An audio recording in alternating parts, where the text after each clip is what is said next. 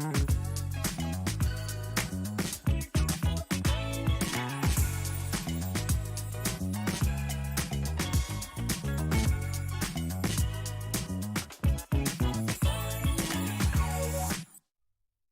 it going, everyone? Interesting. Okay. Well, my camera seems to have frozen. That's cool. I'm going to hop out for a second. I'm going to see if I can restart this camera and get it working again.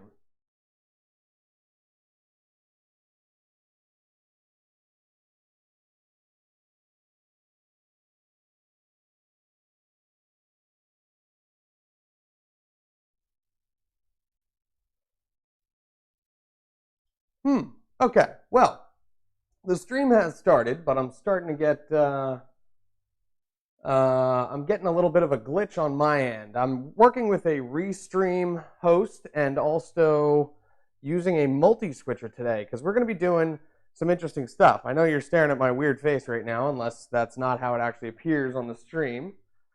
Just hopping on to check that out myself. We'll see what's going on. Having a little technical difficulties, but we are going to get started with your questions in a minute.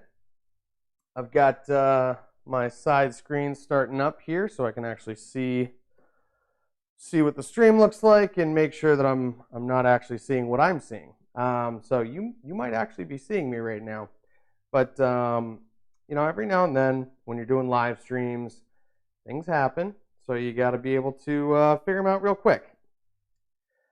Okay, so let's see here. Gotta find my proper channel here. Apologies to anyone who might be watching who's getting a real weird, looking shot right now. But yeah, working on getting this stream fixed. Let's see here, FCMG.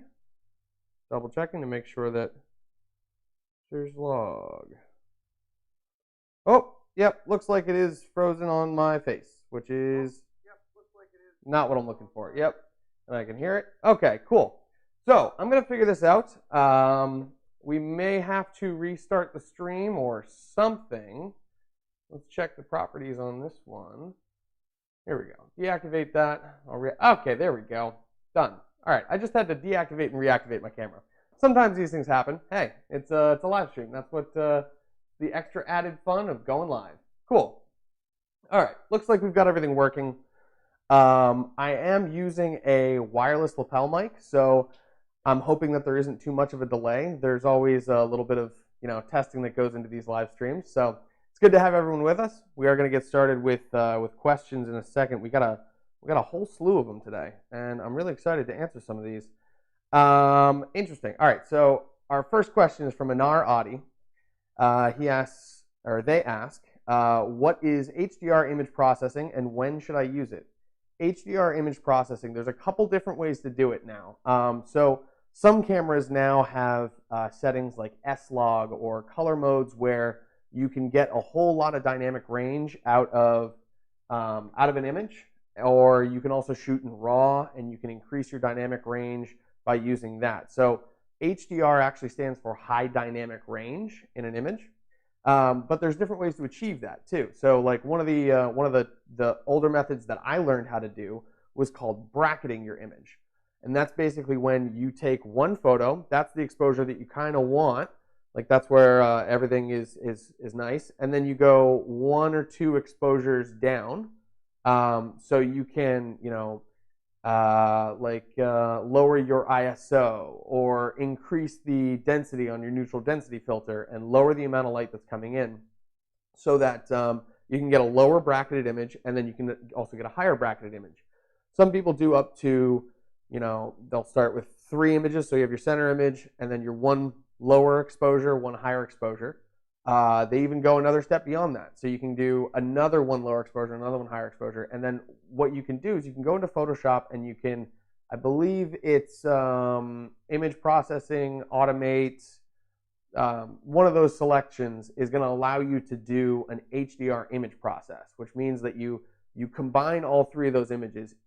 Basically, you have to have them on a tripod so they perfectly line up, first of all. Second, when you do, Photoshop will line them up for you, and then you can actually brush in, which which parts of the image you want to be your midtones and which ones you want to be your highlights and your shadows and all that stuff. So like your overexposed image would be the image that you use for all your shadows. Your correctly exposed image is going to be the one that you use for your midtones and maybe some highlights, maybe some shadows and stuff like that. But mostly just your midtones. And then your underexposed image is going to be perfect for your highlights. Parag, thank you for commenting. It's good having you on the YouTube there. Yeah, so this stream started a little bit odd, but we're getting right into the questions. It's always fun to start the day with a little bit of a panic and a fix. So get some coffee into you. All right. Well, I gotta set up our little camera for Instagram so we can include them in this as well. I have that. I had it right next to me just a second. There it is. All right. So I'm gonna get this little. This has been our Instagram setup. So people have been watching basically like this. The camera will sit just next to your camera where you can see from, and they'll be able to watch the live stream along with you.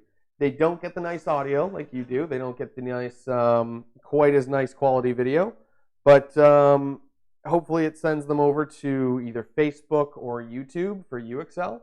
And Jonah Newberg, it's nice to have you here. Appreciate it. I always love getting comments and love seeing people pop into the chats and ask their questions. So feel free to ask any questions while we're doing this. We've got a list of questions from UXL students, and let's see. Yeah, we got a list of questions from UXL students. We're going to get the Instagram kind of set up here. Had a little bit of troubleshooting right off the bat, so that was fun.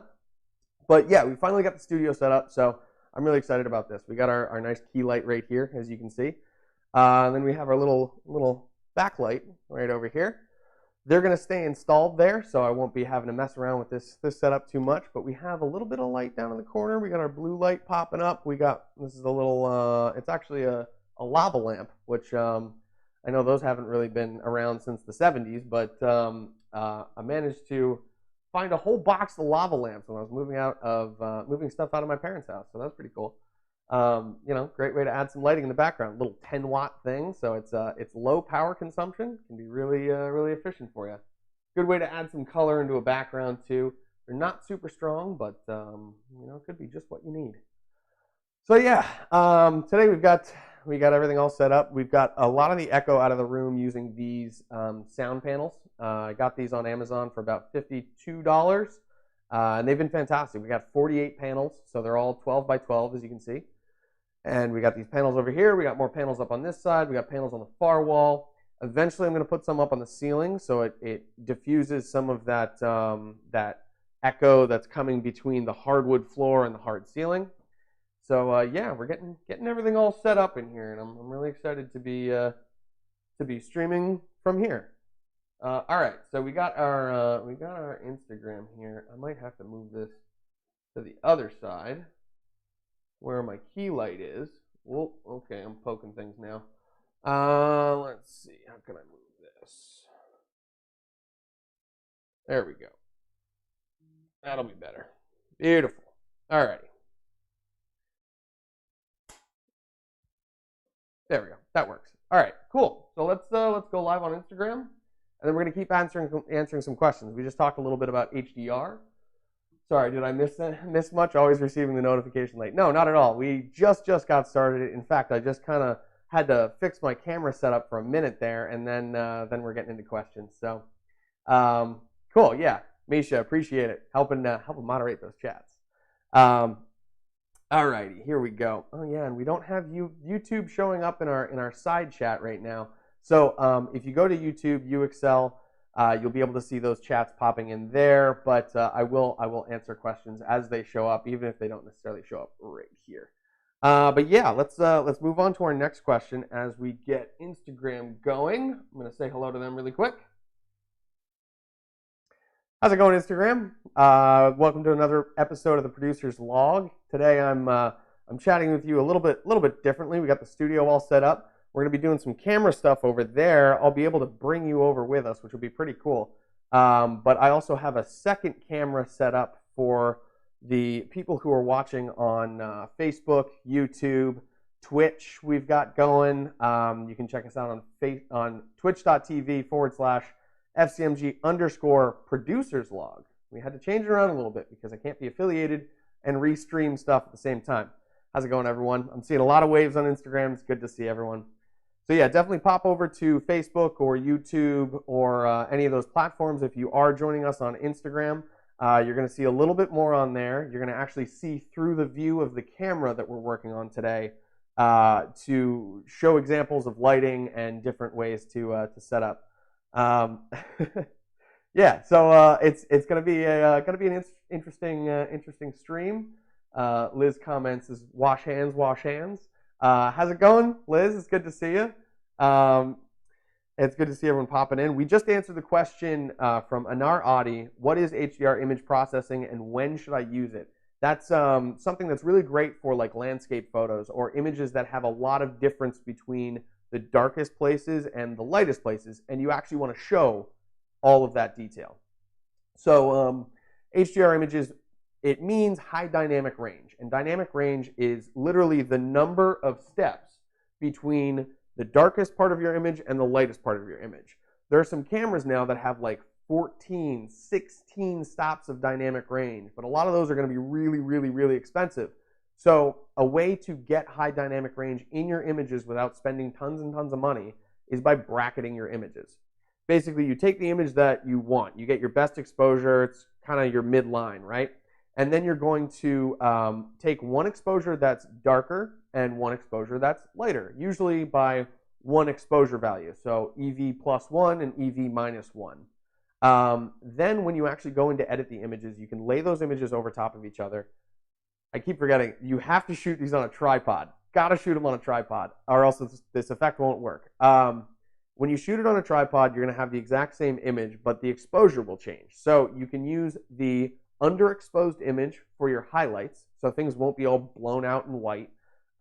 Your well-exposed image for your midtones and your kind of mid-range, and then your overexposed image for your shadows, because that's going to show a little bit more detail in the shadows and be a little bit more forgiving.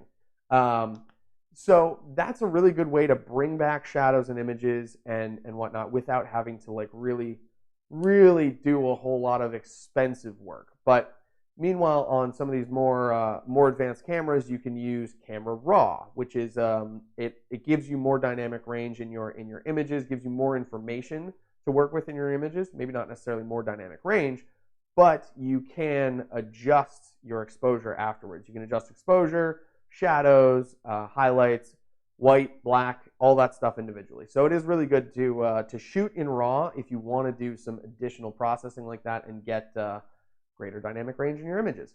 So yeah, that was, let's see, that was Anar's question. I really appreciate that. It's always great to have a good list of questions in here. And we have a whole ton today. So I'm going to go through a bunch of questions, and then we're going to get into our subject, which is going to be photography. We're going to be working on some lighting setups today. We're going to talk a little bit about locations, where you can find them, and where you can also post your own places as locations for people to rent for film, for all kinds of media productions. So let's get started. We got a question from Asma, and I apologize if I mispronounce anyone's name. I've got an E accent aigu in mind, so I've been feeling that pain since I was a young kid growing up in PA. All right, so let's see. Asma De Lorenzi asks, I am recently getting into photo editing. I am wondering why so many photographers use Mac computers over PC. I've actually been talking to a bunch of friends about this a lot lately, and I use both Mac and PC. Currently, I'm using a PC to stream these things and Android phones to do my stuff. But I do really like Mac as well. There's different kind of reasons and different circumstances under which you would really choose one over the other. For instance, if you want to start with an inexpensive system and slowly upgrade it over time, PC is going to be your best friend. Thank you, Nate Will, for liking the stream. Appreciate it. PC is going to be your best friend in that case. You're going to be able to add parts so much easier than a Mac. Macs typically have this unibody design, which means that it's all one piece of metal, or it's just hard to take apart. And also they have really, really good warranties, which you don't really want to void by opening up your machine and doing aftermarket fixes without, consulting your what is that? The Genius Bar, I think they call it. Yeah, so Mac is I would like to say it's a more expensive solution, but at the same time it's a very, very solid solution. Nicola, thank you for liking the stream. It's always good to see it. I hope you're doing well. We got to chat soon. Anyway, so it's get back to what we were talking about here. I got to remember my talking point here. Yes, Mac over PC. Okay, so it's expensive, but it's a great all-in-one solution.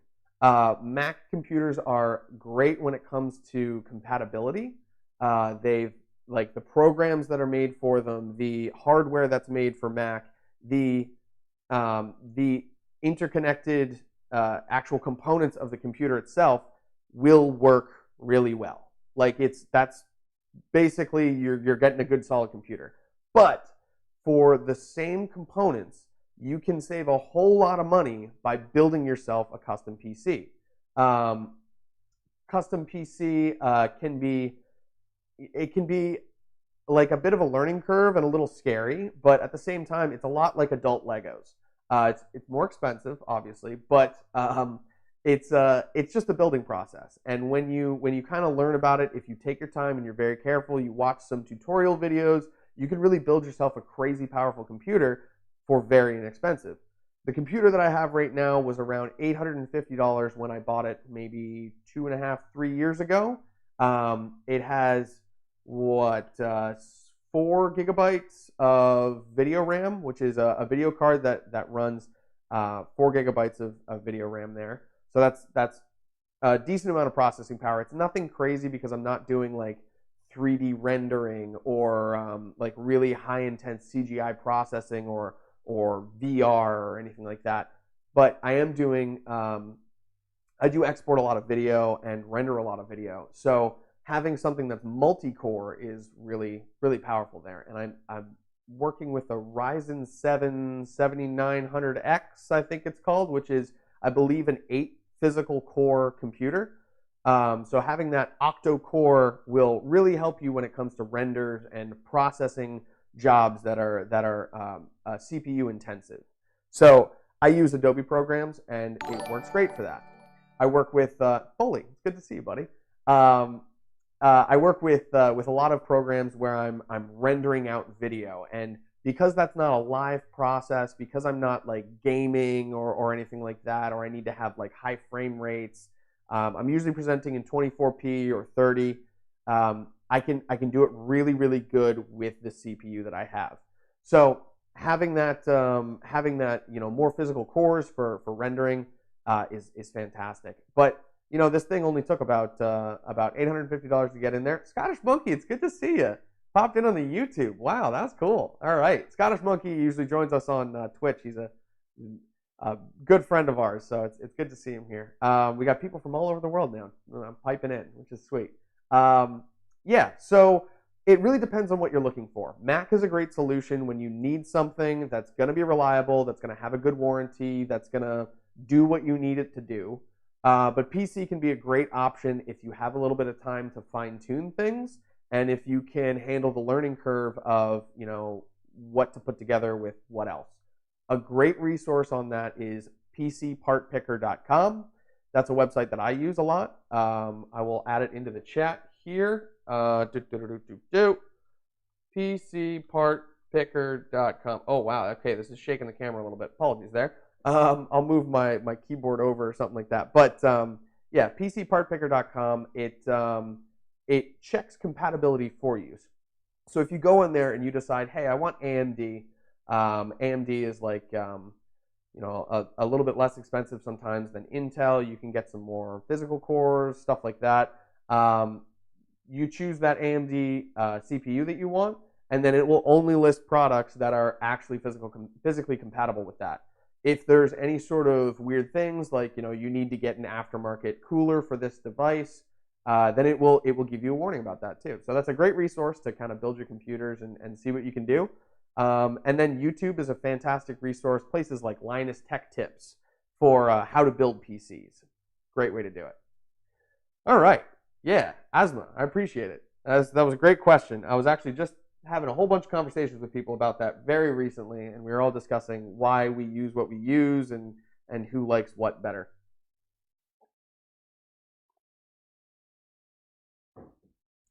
All right. Next up on the list, we have Juliana Cine. That's like perfect. It's cinematic. Great name. I probably mispronounced that too, probably. Anyway, I've been building a collection of lenses, and I was wondering where I should get insurance on my gear. Any thoughts would be appreciated. Personally, I use a company called Full Frame Insurance. They do specifically gear insurance and production insurance for media producers. I'm not sure if they're global.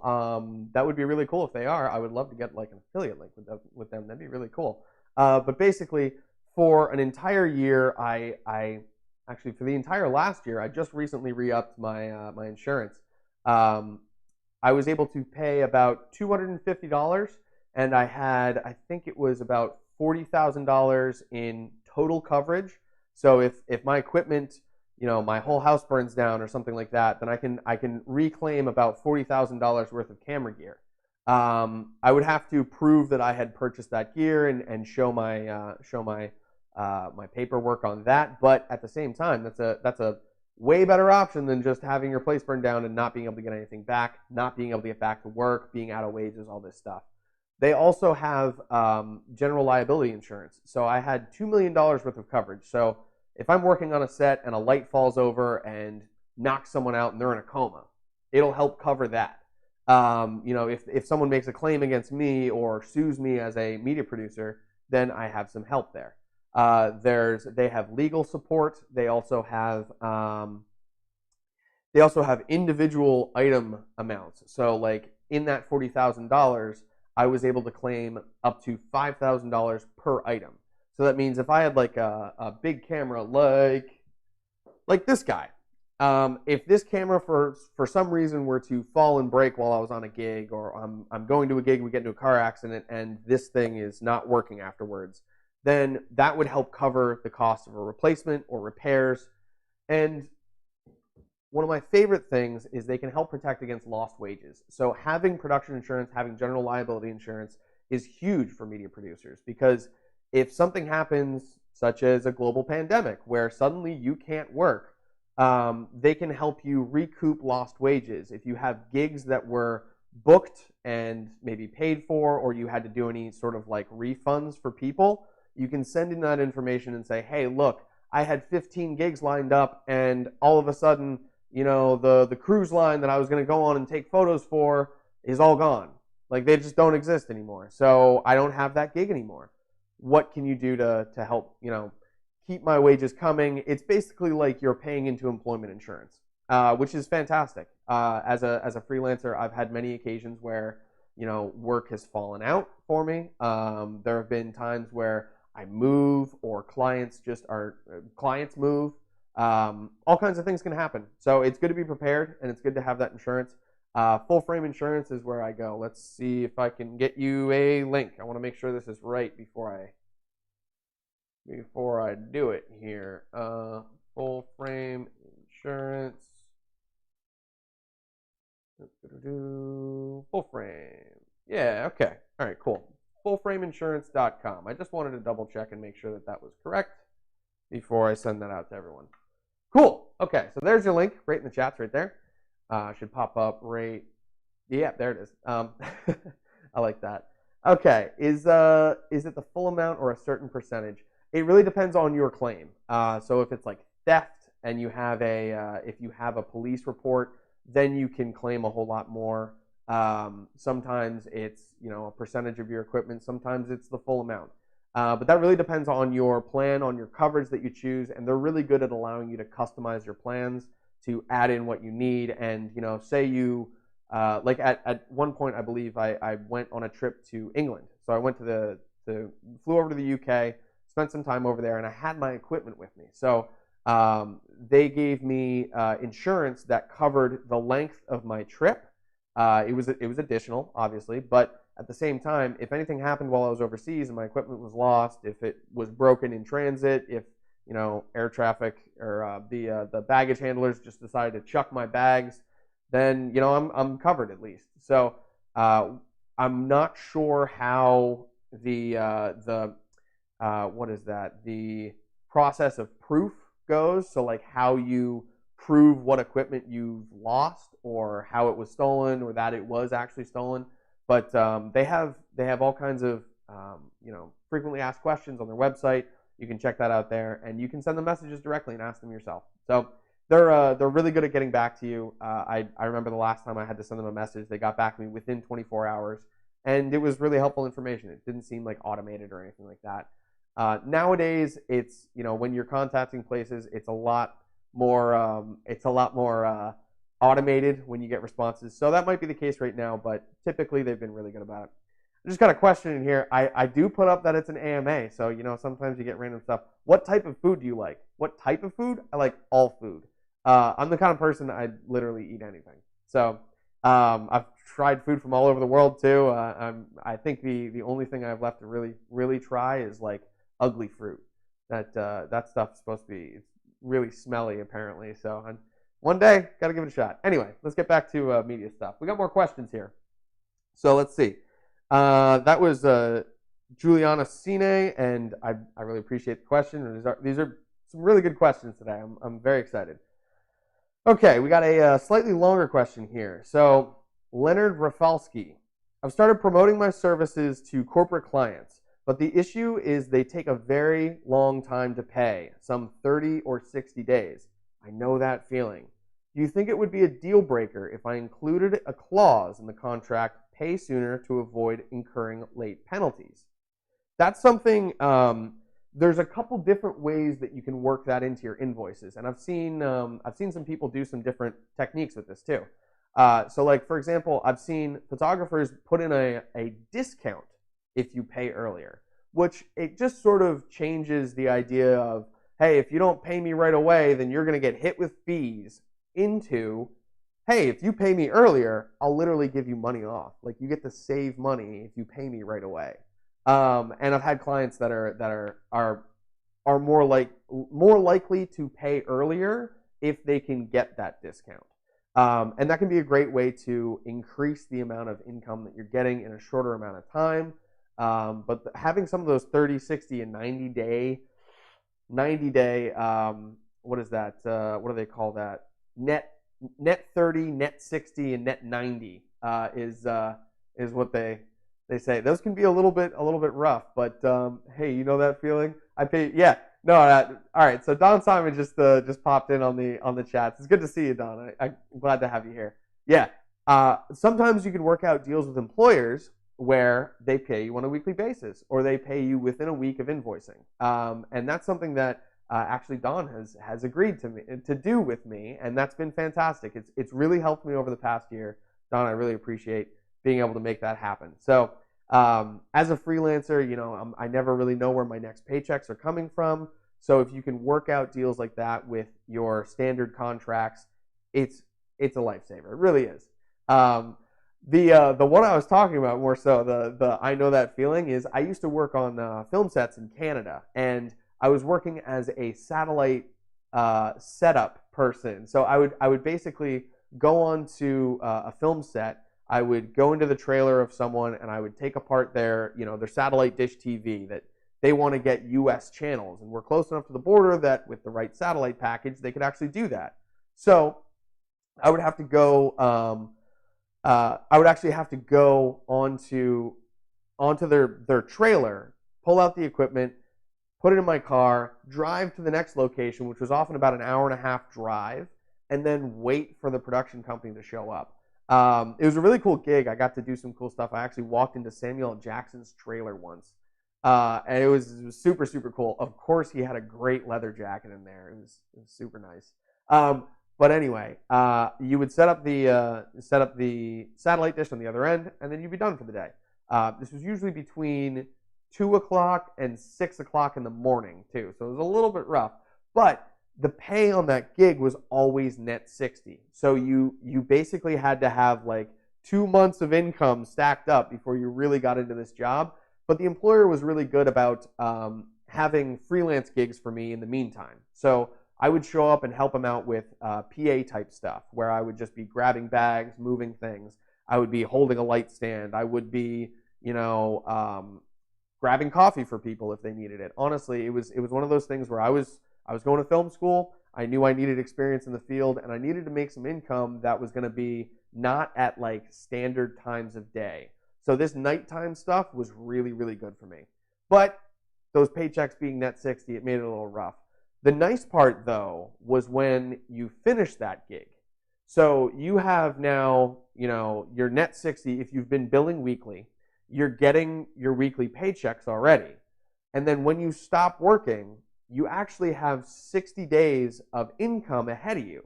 So that can be a really, really good way to sort of bank for the future almost. It's like you're setting up your own little retirement fund, but it's only 60 days from now that it gets paid out. So you don't get any bonuses for saving it, but at the same time, it can be a cool kind of option there. So yeah, thanks again, Don. I really do appreciate you making that happen.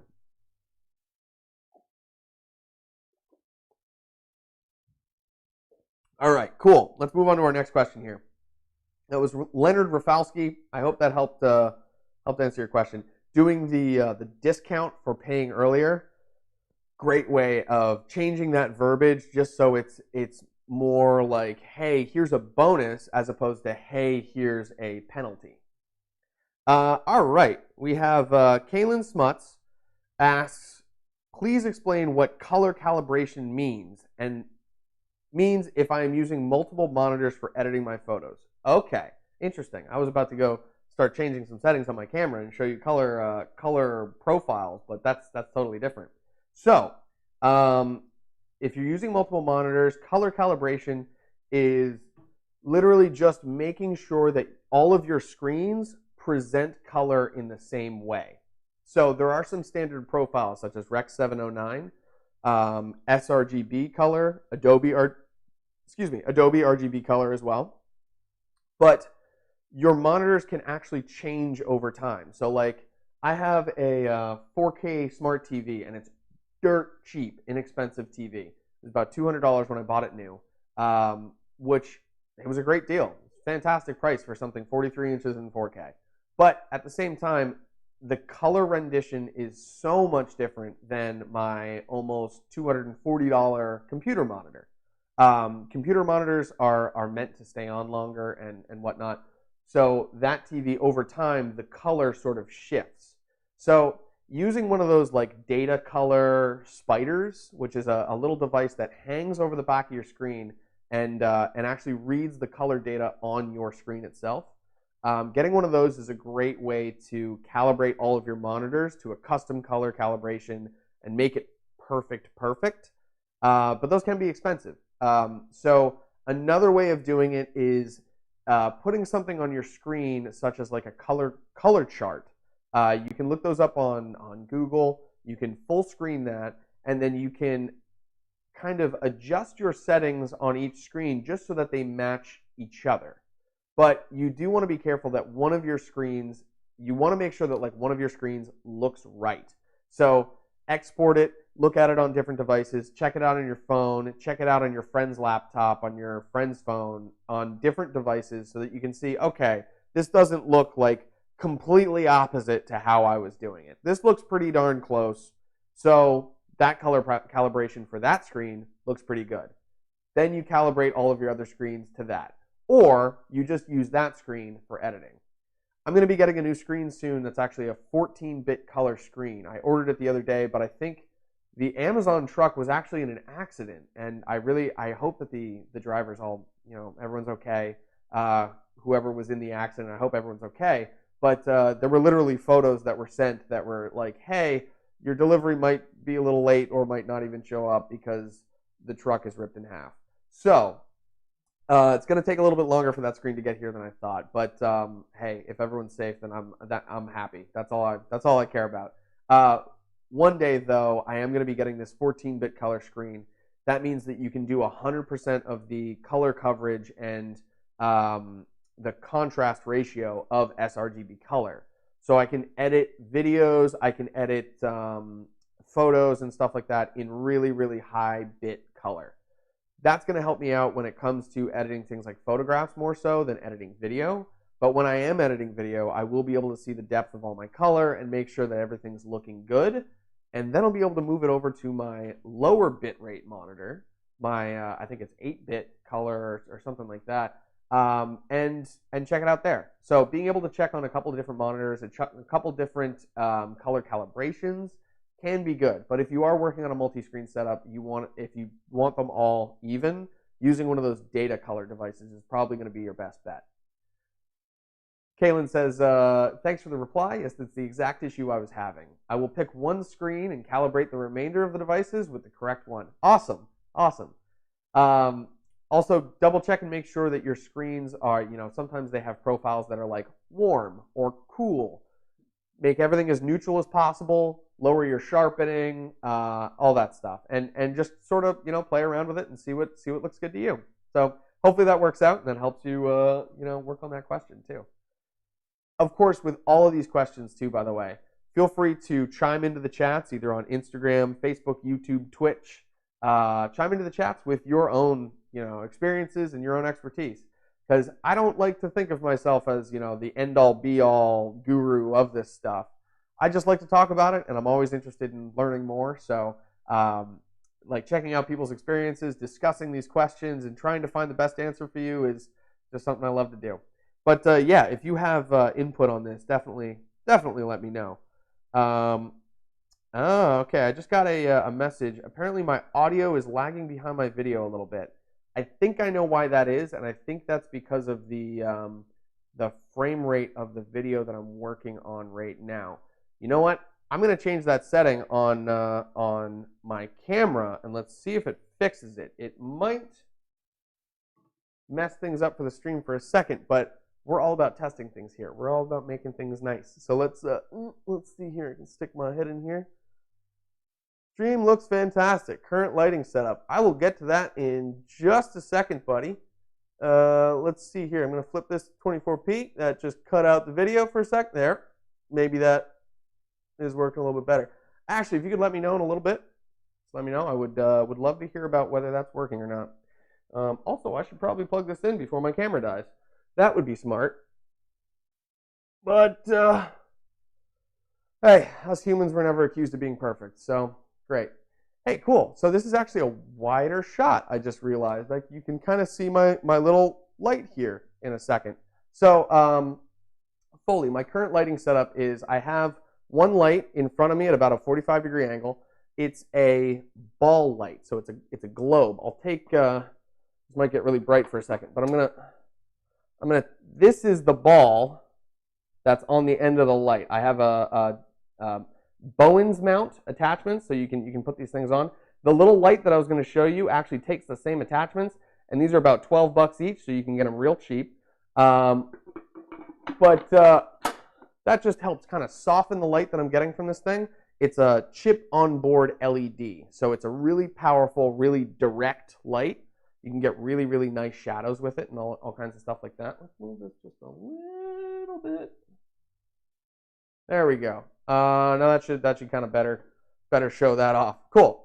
Okay, so we're using that one light up here. We're also using a hair light behind. You can kind of see the effect that it's doing there. It's just to give you a little bit of a backlight on your hair, your shoulder, and make you stand out off of the background in 3D a little bit. Pull this up. This is a little bit odd. Hopefully the audio is now synced up with my mouth. I would love to get some feedback in the chats there. Working with wireless lavaliers going in through one device and multiple cameras going in through another device, it's always a little bit difficult. It's always a little bit of a learning curve and a testing curve. But the other things that make this lighting setup really work are the little splays of color. So I have these, obviously these red sound sound absorbing pads or whatever the heck they're called. And then there's a blue light in the background. You can kind of see it right here. A little light. That's a little tiny kind of $50 thing. And then there's, I have a lava lamp right here. Cool. All right. Misha, thank you so much for the feedback. I really appreciate that. Always trying to make sure that these things are working together.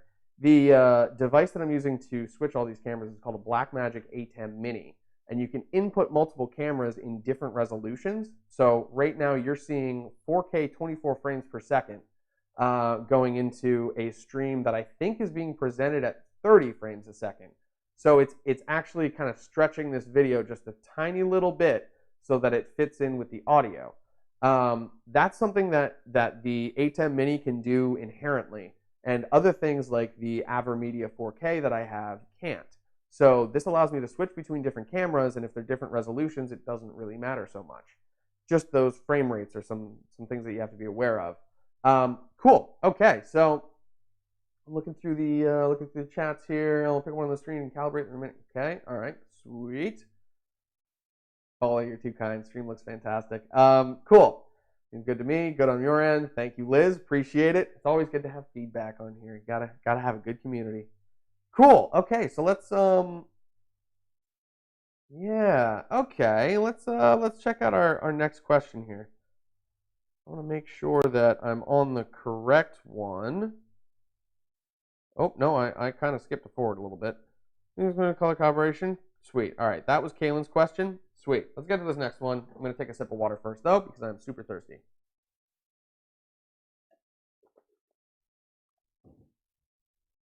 And with this wider angle, I'm going to angle the camera down just a touch.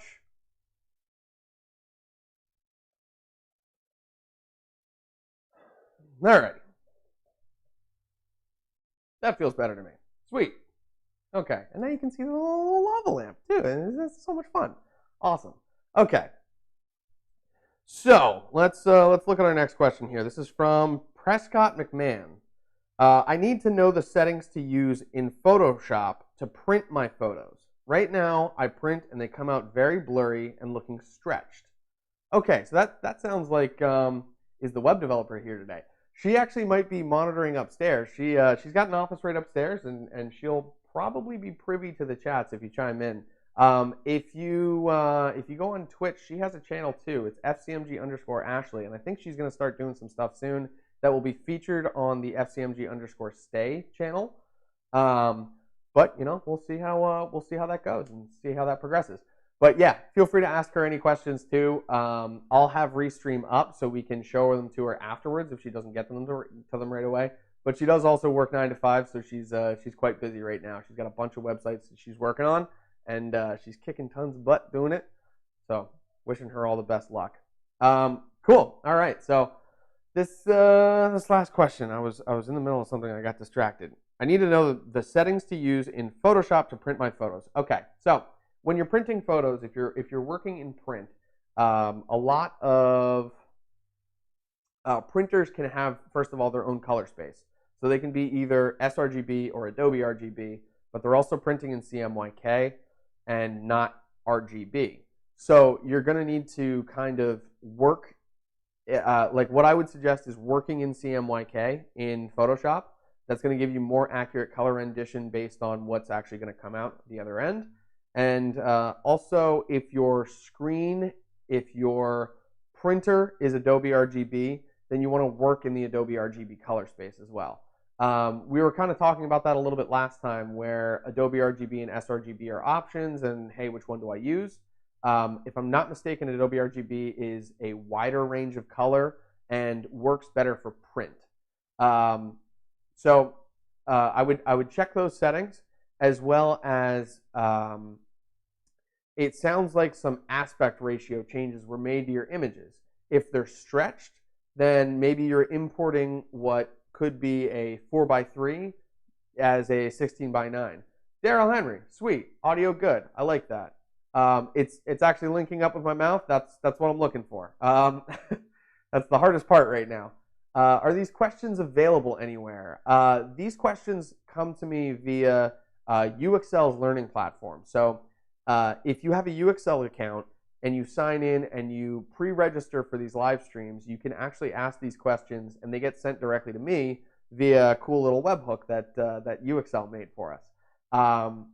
So those questions, I don't think they're public anywhere, but at the same time, I do answer all of them as much as I can on here. We'll probably get through the first.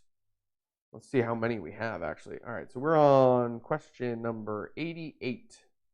Wow, 104. All right, so we got quite a bit of questions today. So I'll keep running through these. We'll try and get to as many as possible. But if you are on Instagram and if you're looking for the answers to these questions, join us on Facebook, YouTube, or Twitch, and you'll be able to stay for the entire stream. Instagram is limited to an hour, and we're coming up to about that time. So we've got about 20 minutes left, I think, on Instagram. But I'll get to as many of these questions as possible. I just got a question from Daryl Henry. It's good to see you again, buddy. Are you using Rode Wireless? Actually, no. I'm using the Pixel WM9. I'm just shadowing the entire thing with my hand as I hold it up. Pixel WM9. So this is a sweet little set that works really well. It's got low cut built in on the transmitters. You can go either stereo or mono left right with 2 packs. So this microphone actually comes with 2 transmitters and 1 receiver. And the way that it works is when you set it to stereo, it will mix down both microphones or whatever microphone into a stereo channel. So right now you're hearing me in stereo. But if you use both microphones, you can then actually record your video and have them both be mono channels. So your one microphone is only going to be the left channel. The other microphone is only going to be the right channel. And if you actually, like say if you're shooting an interview, you have 2 people sitting there, if you line it up with left channel, right channel, or right channel, left channel, depends which way you're looking at this, then it'll be really easy to edit your audio afterwards and have them on separate channels. Basically, you would take the stereo of each and mix one all the way left, mix one all the way right, and then suddenly you have the individual mono channels. And then they're completely separated from each other. You won't hear, them mixed together. Like you won't get, if someone talks over someone else or someone coughs while someone else is giving a response, then you'll be able to edit those out, which is perfect. That's exactly what we're looking for. This is not a USB mic. This is a XLR or 1/8 inch 3.5 millimeter headphone out. That can go directly into your camera, directly into your cell phone, or XLR I have going into a DBX266XL compressor. It's a 2-channel compressor, so I can compress both this and this microphone if I actually decide to use it. I'm not using it right now because we're going to be walking around. We're going to be doing some cool stuff with video. Let's see. I was looking at the Audio Technica 2020 mic, but they have 2 versions. One is a USB and the other is a condenser mic, I think it's called. Condenser usually means like it's a directional pattern, and it also takes phantom power. So you'd have to have a way to power that microphone. I just spat all kind of visceral when I said that. Apparently get really excited when I'm talking about microphones.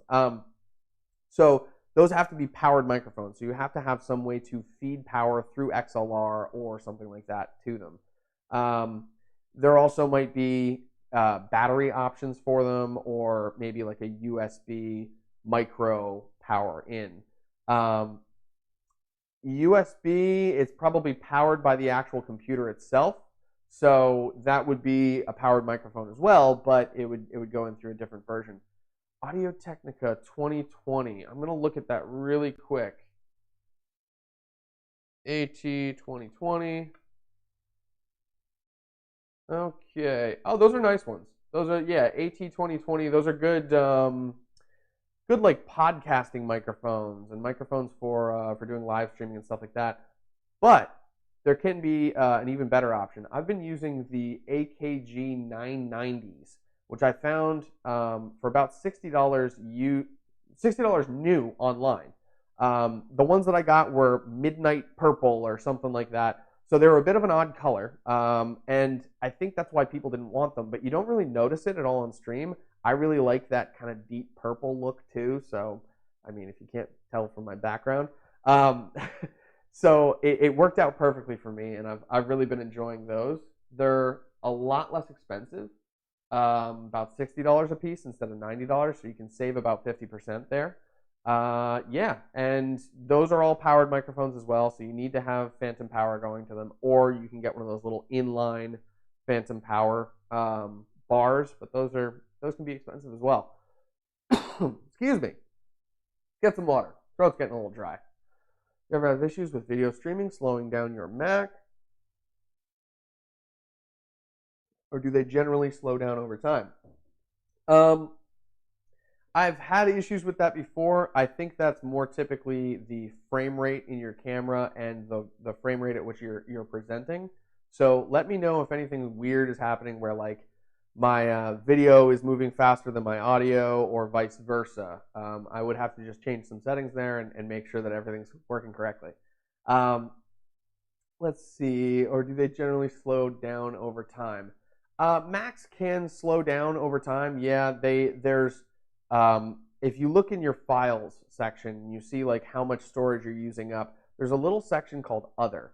So if you get a program called like I forget what the one that I use, and my laptop isn't right here, or else I would check. But the one that I use, basically, it sweeps my Mac for other files, things like cookies and things that I just don't need clogging up my computer. Those are really good at like that's a good way to slow down your computer by having those things on there. So using a program like that is a great way to speed up your Mac and keep it moving as fast as possible. But yeah, I have kind of noticed that over time they just sort of start to chug a little bit. I think that's partially because of bloatware, which is just additional files that are added and stuff in the beginning when you first get your computer. So delete any programs that you don't need, anything that you don't use at all ever. Just get rid of those programs and make sure that they're not necessary programs first, like things that your computer needs to actually run. But getting rid of those extra things can really help speed things up for you. Let's see. That's what I want to do. Perhaps not build it myself, but have one built for me. Dell offers custom PCs. Jonah Newberg comments, sorry I missed it. Did you build this yourself? Yes, this computer I did build myself. I had the help of a friend to help me pick out the parts. But I also use PC Part Picker, and that's how we kind of communicated, hey, you should get this, hey, you should get that, maybe try this build, try that one. We could check our budget, we could check how much power the thing would run, get the right power supply, the right parts, and all the accoutrements to go with it. So he actually just walked me through it remotely. He sent me a video, he said, hey, watch this first, be careful when you do X, Y, and Z, and otherwise, let me know if you have any questions. And it worked out really good. He helped me more so on the software end, like getting my operating system installed and getting everything kind of working perfectly, like making sure that the BIOS and everything is stable. That does take a little bit of finagling to get it to work, but if you have a friend that's really good with PCs, or if you have the time to try and test it yourself or learn it yourself, it's a great way to do it. It really is a lot easier than you think, I promise you. So yes, I did build this one myself. Good to see you too, bro. Mic on the gear list. That's Daryl Henry asking that. Yes, the mic is on the gear list. I believe it should be. If not, I'll get it on there today. We'll make sure that the WM9 is on there. It's a really good little microphone set. It's UHF, so it's a radio mic. That frequency range is a lot cleaner sometimes because you're not getting like Wi-Fi interference or those other frequency ranges that are going to mess with that.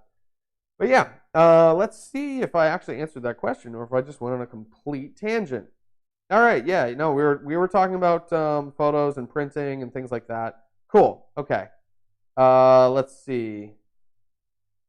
All right, so we have a question from Eliza Kolvek. Are there places online where I can find upcoming photo walks? There are tons of groups online. Like professional photographers around the world, I think, is a group on Facebook that you can check out, and they do meetups and things like that.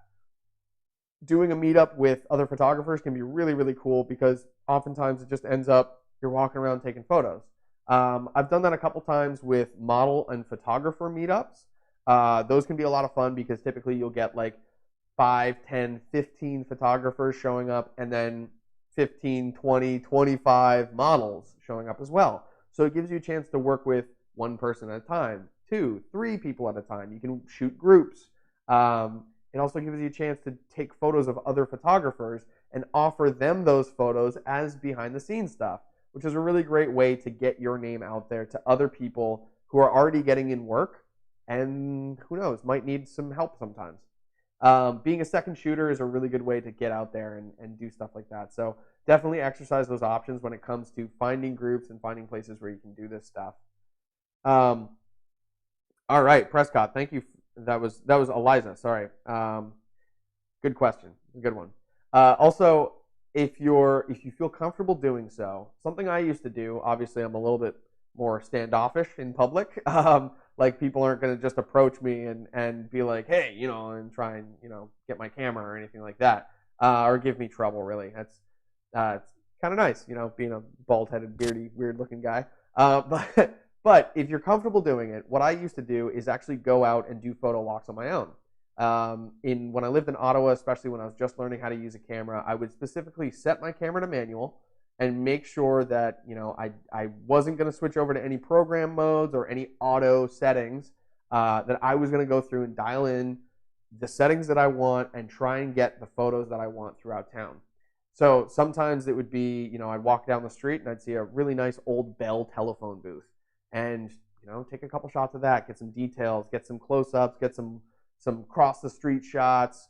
At twilight, you can see some really, really cool lighting as the sun starts to come down and building shadows get really, really long. Just go out for a walk and take some photos, see what you find. It's a great way to go for an adventure, get out of the house, and social distance too. So if you have the time, you have the availability, great thing to do right now. Sasuke, let's take a look at another question here. So Branson Prenisil asks, I went to buy a gray card and noticed they sell calibration cards with many different colors. Does it matter what color card I get for my custom white balance adjustment? White balance you can do with a whole bunch of different things. So that's not a good white sheet of paper. So you could do it with something like this. This is a little bit reflective, but using something matte is going to be a little bit better. But you can use like whiteboards for white balance. You can use sheets of paper. You can bring them with you, and do it that way. Do your custom white balances that way. But if you do want to get a color calibration card, I have to go get mine really quick. It's going to take me 2 seconds. It's right over there. I see it. The cool thing is I can still talk to you because I've got a wireless microphone. Hooray for wireless technology. All right, I'm just going to grab the bag that it's in. We'll hop over here. I will close this door while I'm at it. Alrighty, so color calibration cards. I got one that honestly is a little bit more expensive than I probably should have paid for it. I think it was around $90. So this is a custom white balance card, and you can white balance directly off of this in almost any situation because this is 18% gray. It's going to pick up any weird colors that are around you. So like if I move it closer to this, you can't really see that. But I've got some orange lights over there, and if I put it up next to those orange lights, it turns orange. If I have it next to this daylight here, it looks pretty standard, but that's because my camera is balanced to daylight. So the nice thing about this one, this is the X-Rite color checker. It also has another page that you can flip open that has color. So these are going to be when you're using something like HDR video, or you're shooting in S-Log, or you're shooting in HLG, or like an odd color profile that's not a standard profile, or maybe even necessarily a cine profile, but you know that you're going to be doing some editing afterwards. So these are going to be your reference colors. You're going to be able to say, okay, well, I want my blues to look a little bit more blue, or you can change your hue, saturation, and luma wheels, and really correct your color in a very, very specific way. These things are great for that. They come with a little lanyard and whatnot, so you can just walk around set with this thing around your head. And whenever you're going up to do a shot, you simply pop this up for a second, and then pop this up. Well, you'd pop this one first. They would get their white balance. They'd zoom way in on that so they can get the entire image in there.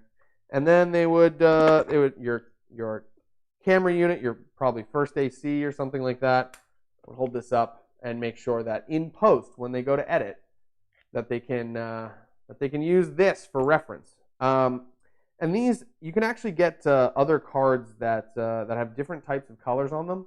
Some of them are a little bit more specific, but this one is general. So it works really well. It's pretty expensive though. Honestly, I wouldn't really suggest getting one unless you absolutely have to. So unless you're working with like Atomos high definition recorders or cameras that have 12, 14, 16 stops of dynamic range, or you're shooting an S-Log all the time. This is a good way to keep that color reference if you know you're going to be editing things. Alrighty. Good string of questions today. I'm liking this. All right. We're getting close to our end on Instagram. So if you are watching on Instagram, definitely pop over to Facebook or YouTube for UXL. You can catch us there, and you can ask questions. They'll pop up in the chats, and we'll be able to see what you're asking. Or you can come over to Twitch, FCMG_producerslog or _stay, and you'll be able to find me there. It's being hosted on my FCMG_stay channel, but it's also being actually streamed on the FCMG_producerslog channel. Also, you can find it on Facebook at Full Coverage Media Group. That's my company. And you can find me on Instagram, Twitter, Facebook. I've got a page as FCMG_stay. So feel free to pop over there, follow me, ask any questions, comment on my photos, make fun of me, whatever. It'll be a great time. We'll have a good time. So yeah, the Instagram chat will be ending soon, but Instagram portion will be ending soon, but we're going to be still streaming up on here, and we're going to be doing an entire tutorial on photo lighting setups. So I've got another camera all set up over there. We're going to walk over and we're going to actually show you from that perspective the concepts that we were talking about last week, like lens whacking, different types of lighting setups, because I actually have some lights set up that I can use now. I'll be able to show you butterfly, clamshell, badger lighting, loop lighting, side lighting, there's all kinds of things that we can talk about. So it's gonna be a lot of fun. Hey, sweet, Jonah Newberg. I'm glad you appreciate the lava lamp. That's purely there for your entertainment. Actually, it's there for a little color splash. So yeah. Let's get to another question before the Instagram stream ends, and then we'll move over to our little tutorial afterwards. Should be a lot of fun. You prefer white or gray cards for balance? Gray cards are ideal. Like having an 18% gray card is really, really nice. It can help out, but I wouldn't say that it's enough of a difference to really, really like invest in something like that, because some of these color cards can be $100, $200, $300. They can be really expensive. So if you can find one that's under $50, heck yeah, go for it. If you can find something that works just as well in the meantime, like there's a YouTuber, very popular YouTuber, Peter McKinnon, who he used to use an armband that he had that just happened to be very close to 18% gray. So he would go into his images, he'd take a photo with the armband on, and then he would use that one to balance the rest of his images. Because he'd be shooting in RAW, he could set his white balance in the beginning of his shoot, get it as close as possible, but then use that gray wristband as an actual reference to say, okay, this is a little too green, this is a little too magenta, let's balance it right into the middle and get it perfect. He's a really great resource for camera photo stuff too, by the way. Let's see. Yeah, Peter McKinnon is fantastic. Like yeah, that's the one that I'll reference. Definitely go check him out on YouTube. Give him a subscribe, and not that he needs more subscribers, but like seriously, it's awesome information. Okay, all right. We got another question here. This is Caden Vanagan. Is Zeiss a good brand for lenses? Ooh, that's a good question. Zeiss is a fantastic brand for lenses. They've got a really, really great reputation because they've been making lenses since like the 1930s or something like that. Like I have a couple lenses that are old M Zeiss lenses. And that's when Zeiss was associated with a different company. They were making lenses over in Europe. They were doing processes that have now been replicated on countless lenses. Like there's the Helios series is literally, I think it's a Zeiss, like what's the, I'm trying to think of the other name for older Zeiss lenses. Either way, it's basically modeled after an old Zeiss lens. I think Zeiss lenses are the most expensive, aren't they? Not really. And Sigma's on the lower end. Not at all. Actually, I'm using a Sigma lens right now to bring you this stream. That's the Sigma 16mm f1.4 lens, which right now is on sale for under $400. Fantastic lens. I use this on almost every single photo shoot that I go on. I have the 16, the 30, and the 56 from their DC range. They're not that great on full frame cameras just because it's not 1.4 then. But oh no, don't be sorry at all. I love hearing the discussion. Sigma's they've been fantastic to me. Especially their contemporary series of lenses. They've all been really, really good. But for full frame, you'd want to go with the Art series of lenses, which are a little bit more expensive. But you can do things like get an 18 to 35 zoom lens that's f1.8. Things like that are just really, really hard to come by, and they're typically super expensive. But these lenses are, under $1,000, so it can be a really, really, really nice option. Also, there's a lot of Sigma lenses, actually, if you buy for Sony in particular, that are going to be way sharper than their counterparts. Sony and Sigma have a bit of a deal going on where they've been working together to make lenses that are future compatible up to 100 megapixels. So I'm shooting on a camera right now that's, I think, 24 megapixels, and basically if I were to get a camera that's crop sensor but it's 100 megapixel crop sensor, 100 megapixel crop sensor camera, I would still be able to use these lenses without seeing like lens aberrations and all kinds of nasty crap in the lens itself. When you have that high resolution going through a camera, you can see all the little tiny details and aberrations that are going on, like any sort of RGB splitting.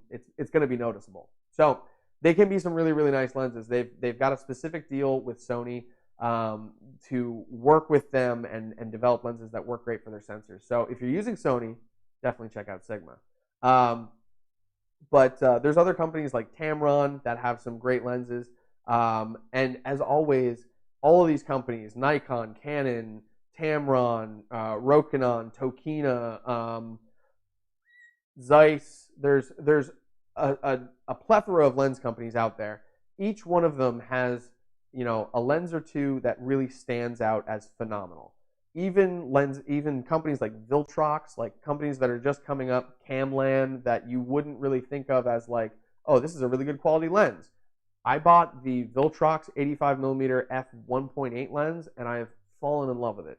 We shot a wedding with it, with KJAD, and it just turned out beautiful.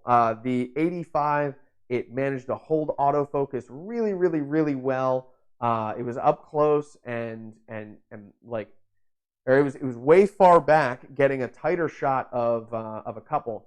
Because that's a full frame lens, it was basically around like a 127 millimeter on my crop sensor body, so I got a whole lot more zoom than my 18 to 105 f4. Also, having f1.8 is really, really nice when you're working inside. Would love a list of these lenses that you recommend. I actually have a list somewhere for you. It's the FCMG gear list. You can check it out on Amazon. We will have a link in here. I'll make sure to send that. Actually, I'll start pulling it up right now, and I'll make sure that you have a list here. Amazon.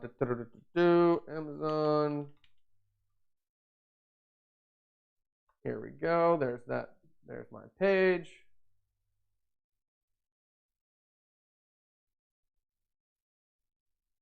Here we go. Okay, so I think I can just do this and send everyone a link.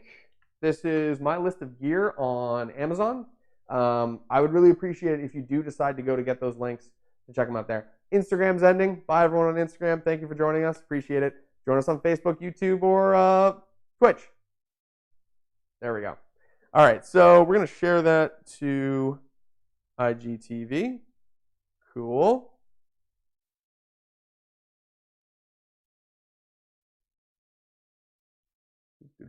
Takes 2 seconds to get this up there. Just want to make sure that it's actually sending up. All right, here we go. Next on that.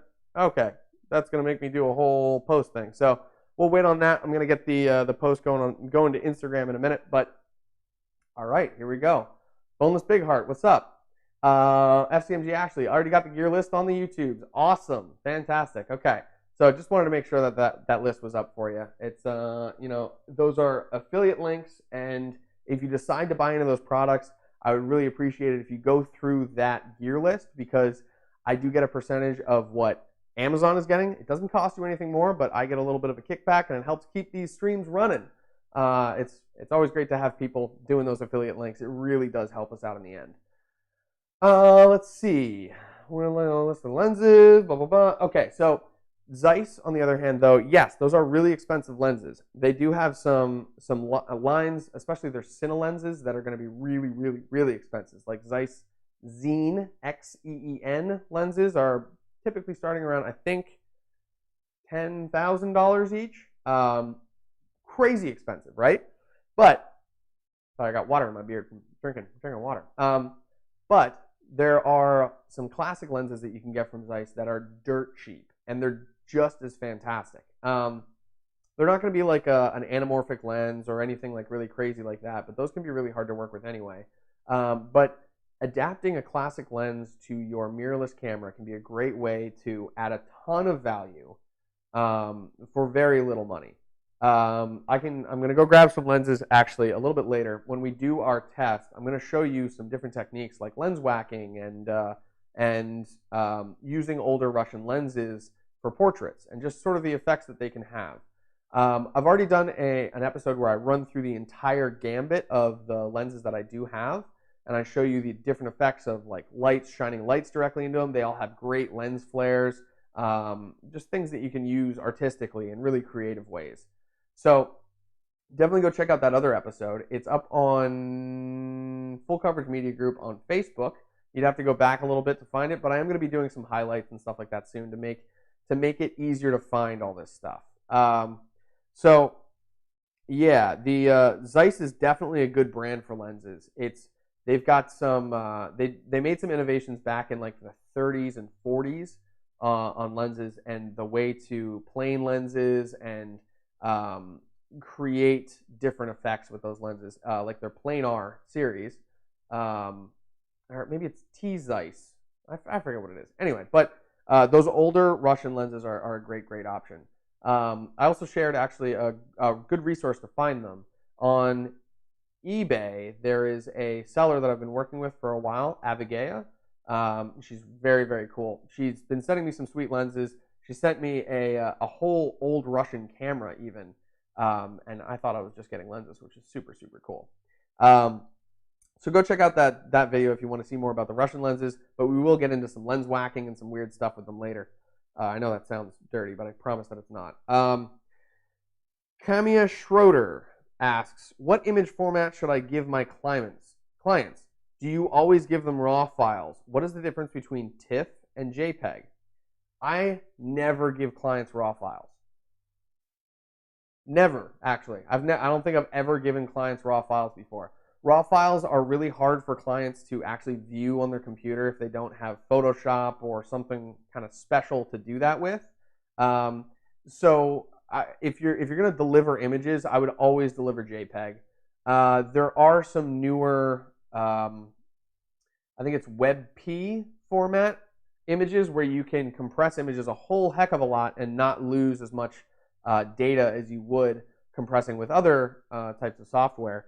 But that can be a good way to transfer images, and they'll still be compatible with people's computers. They can look at them and all that. TIFF, honestly, I have not used TIFF in so long that I'm going to look that up and see what that means. TIFF images versus JPEG. Whenever I deliver images, I almost always use JPEG. They're they're low, like they're compressed, but they don't lose a lot of quality. It bakes in your settings and it renders the image as a final image. And they're easy to send because they're relatively smaller file sizes.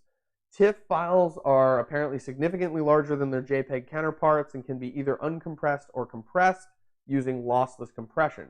So you can get a higher quality image with a TIFF, but I don't think there's going to be as much need for it.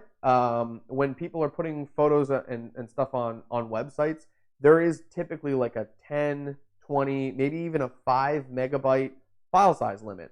So really, unless people are printing these images out in large formats and putting them up on their wall as posters, you don't really need to have that crazy huge of an image. For instance, Ashley, who does a lot of web stuff, she's telling me all the time that like the images that she works with are almost all a megabyte or less. And so if you're building stuff for websites, if you're taking photos for someone to post online, you don't really need like massive quality because that's going to take longer for the photo to image. It's going to take longer for the image to load for people. Words. And it's also going to be take up more space when you actually transfer those images to them. So if you're transferring 200 images and you make them all TIFF files, it's going to be so much larger than if you make them all JPEGs and send them that way. You could always make them all TIFFs and compress them or something like that, but then your client's going to have to unpack them. They're going to have to do some actual stuff before they can really even see their images. So yeah, personally, I always like working with JPEGs as the final image there. I think that's a lot easier. Let's see. Ashley says, I usually upload JPEGs to my websites, then convert them via command line or a plugin to serve the smaller WebP version to those who view the site with a compatible browser. Okay, that's really cool. All right, so WebP only works with like certain browsers so far. What about PNG files for web portfolios? They store more data than JPEG, right? PNG files are larger, but that's because they also store alpha channel data, which means that they can be transparent. Ashley just mentioned in the comment, she says, I only use PNG files when I need transparency. They are a larger file type. So it doesn't necessarily mean that you're losing any data, like any image quality when you're going to JPEG.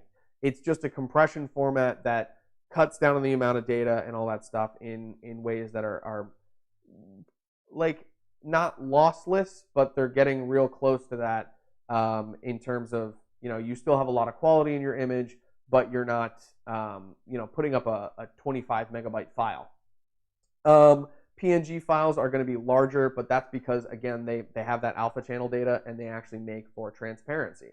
So if you're putting up like a logo, or if you're putting up something like this actually, which I'm gonna do my ad read in a second.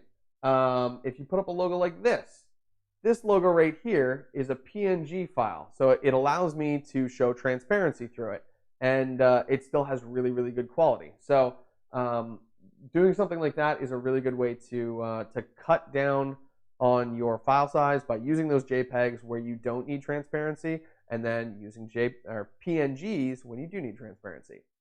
And speaking of, I am going to do my little read here. UXL has been kind enough to sponsor these, and they actually have been sharing them to their Facebook, Instagram, and YouTube channels. They've been sending out email blasts and really getting some people in here, and I'm really happy to be chatting with all of you people from UXL. It's really cool to have people who are in the field and working in the field, learning more about the subjects and all this stuff. It's really great to be having these conversations. So this video is sponsored by UXL Career and Learning Network. Are you interested in learning a new skill? UXL is a leading provider in online training. They host courses from top-rated instructors across the globe. Find courses on just about any subject and join a community of nearly 500,000 passionate learners. Sorry, over 500,000 passionate learners. Wow. Visit UXL.com and register today. They've been so great working with UXL. They've really made some awesome some stuff for this. They've sent it out to tons and tons of people, and it's really nice. So we have a question here. I see Nina Ruseva asked, You can see it right in the side, right there. Nina Ruseva, let's see if I can find your question in here. There we go. What computer/laptop do you use to transfer and edit pictures and videos? That's a really good question. The computer that I use is a custom PC. That's something that I built myself. It's got a Ryzen 7 1700X. It's got 32 gigabytes of RAM, and it's got a 4 gigabyte video card inside of it. So it allows me to do a whole lot of rendering really quickly. When I switched to this computer, it actually increased my render speeds. I think it was 267%. So something that was, like took me 4 hours to render would take less than 2. So it was a big jump in my render capabilities, and it's really been helpful. But I also do use a laptop. I can show it to you because it's right here. This relatively new. This is the MSI Alpha 15 A3DD, which is kind of funny because ADD is basically my middle name. So yeah, this little laptop has been fantastic. This is actually almost a carbon copy of the PC that I have. This costs more than my PC though, so using a laptop is going to be more expensive if you want to have similar power settings. This thing has 32 gig of RAM. It's got a Ryzen 7 1700X inside of it, and a very similar graphics card. It's the mobile version basically of the graphics card that's in there, so it also has 4 gig of RAM, or 4 gig of video RAM. So using something like this, you can really do a lot of processing on the fly. This I basically got so I could do live streaming. I could attach it to my cell phone. My cell phone can be used as a mobile router, and I have unlimited data. So I can take this laptop basically anywhere, attach my Blackmagic switcher and a couple cameras, and live stream to anywhere in the world. I plan on actually doing that at some point soon. We're going to be doing that for some weddings in the near future, and I need to test out the system. So you might see me out in the woods doing a live stream at some point. So definitely go check out twitch.tv/FCMG_stay for those. I'll be doing those weird streams out there. And then FCMG_producers log for this every week if you want to actually join in the chat on Twitch. The bonus with Twitch is that your chats will actually pop up in here. They do for Facebook as well. They haven't really been working for YouTube for some reason. I've got this linked in with Restream, but it might be because we're using a bunch of different accounts. We're restreaming to UXL, Full Coverage Media Group, and Producers Log. So there's a bunch of different places that stuff's going, and it might just not be tied in with the account yet. We'll do some troubleshooting. We'll figure it out.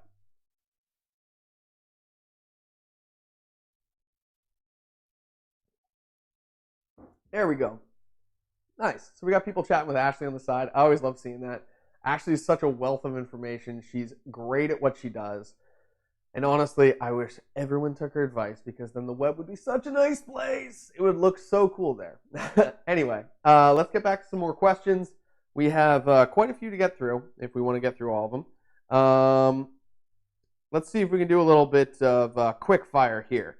So feel free to chime in with your responses and your experience and your expertise in the sides. If you have questions that go along with these, mention those as well. I'm going to try and burn through about 15 questions, maybe 20 questions in the next couple of minutes. And let's see what we can do here. Okay. So, we just answered Kamiya Schroeder's question about TIFF and JPEG. Jonah Newberg, I know you're watching this right now, so let's answer your question.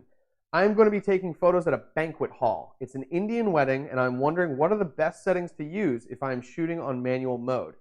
Okay, so if you're shooting like a live event, like a wedding, you want your photos to be nice and crisp. So I would suggest trying to keep your shutter speed around like 1/100th of a second to maybe 1/200th of a second. But you can start to lose a lot of light when you get up into higher shutter speeds like that. So instead of necessarily, Jacob Morris, hey buddy, it's good to see you. I hope to see you again soon. We haven't worked together in a while. It's I've been missing the old studios. A friend of mine from PBS just started watching. This is so cool to see. I love getting people involved. This is great. Also, You got to come visit, by the way, buddy. I'm living in Bethlehem now, so see you soon. I guess once this COVID stuff is over. But okay, so you're taking photos of a wedding.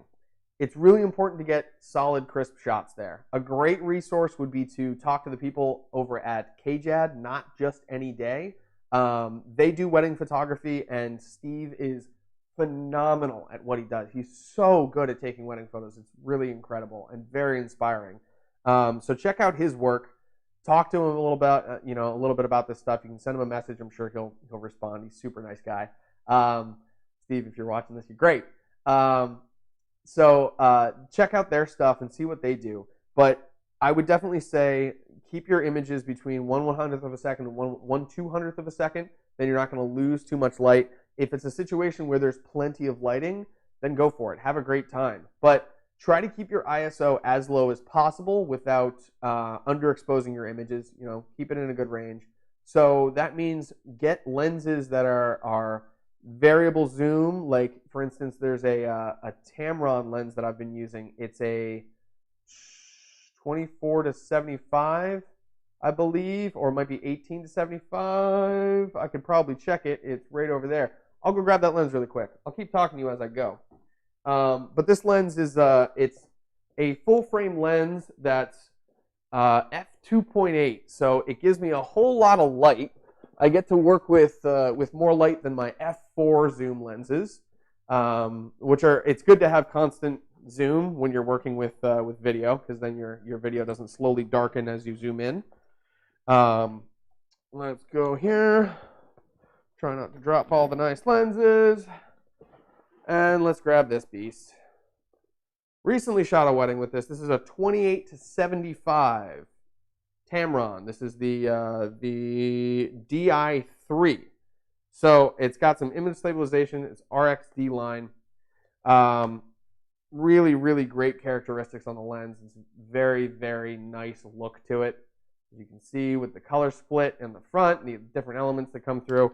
But it ends up being about a 35 to 120 something millimeter lens. And that helps me get a little bit of extra distance. When I'm using a full frame lens on a crop sensor, gives you a little bit of extra zoom.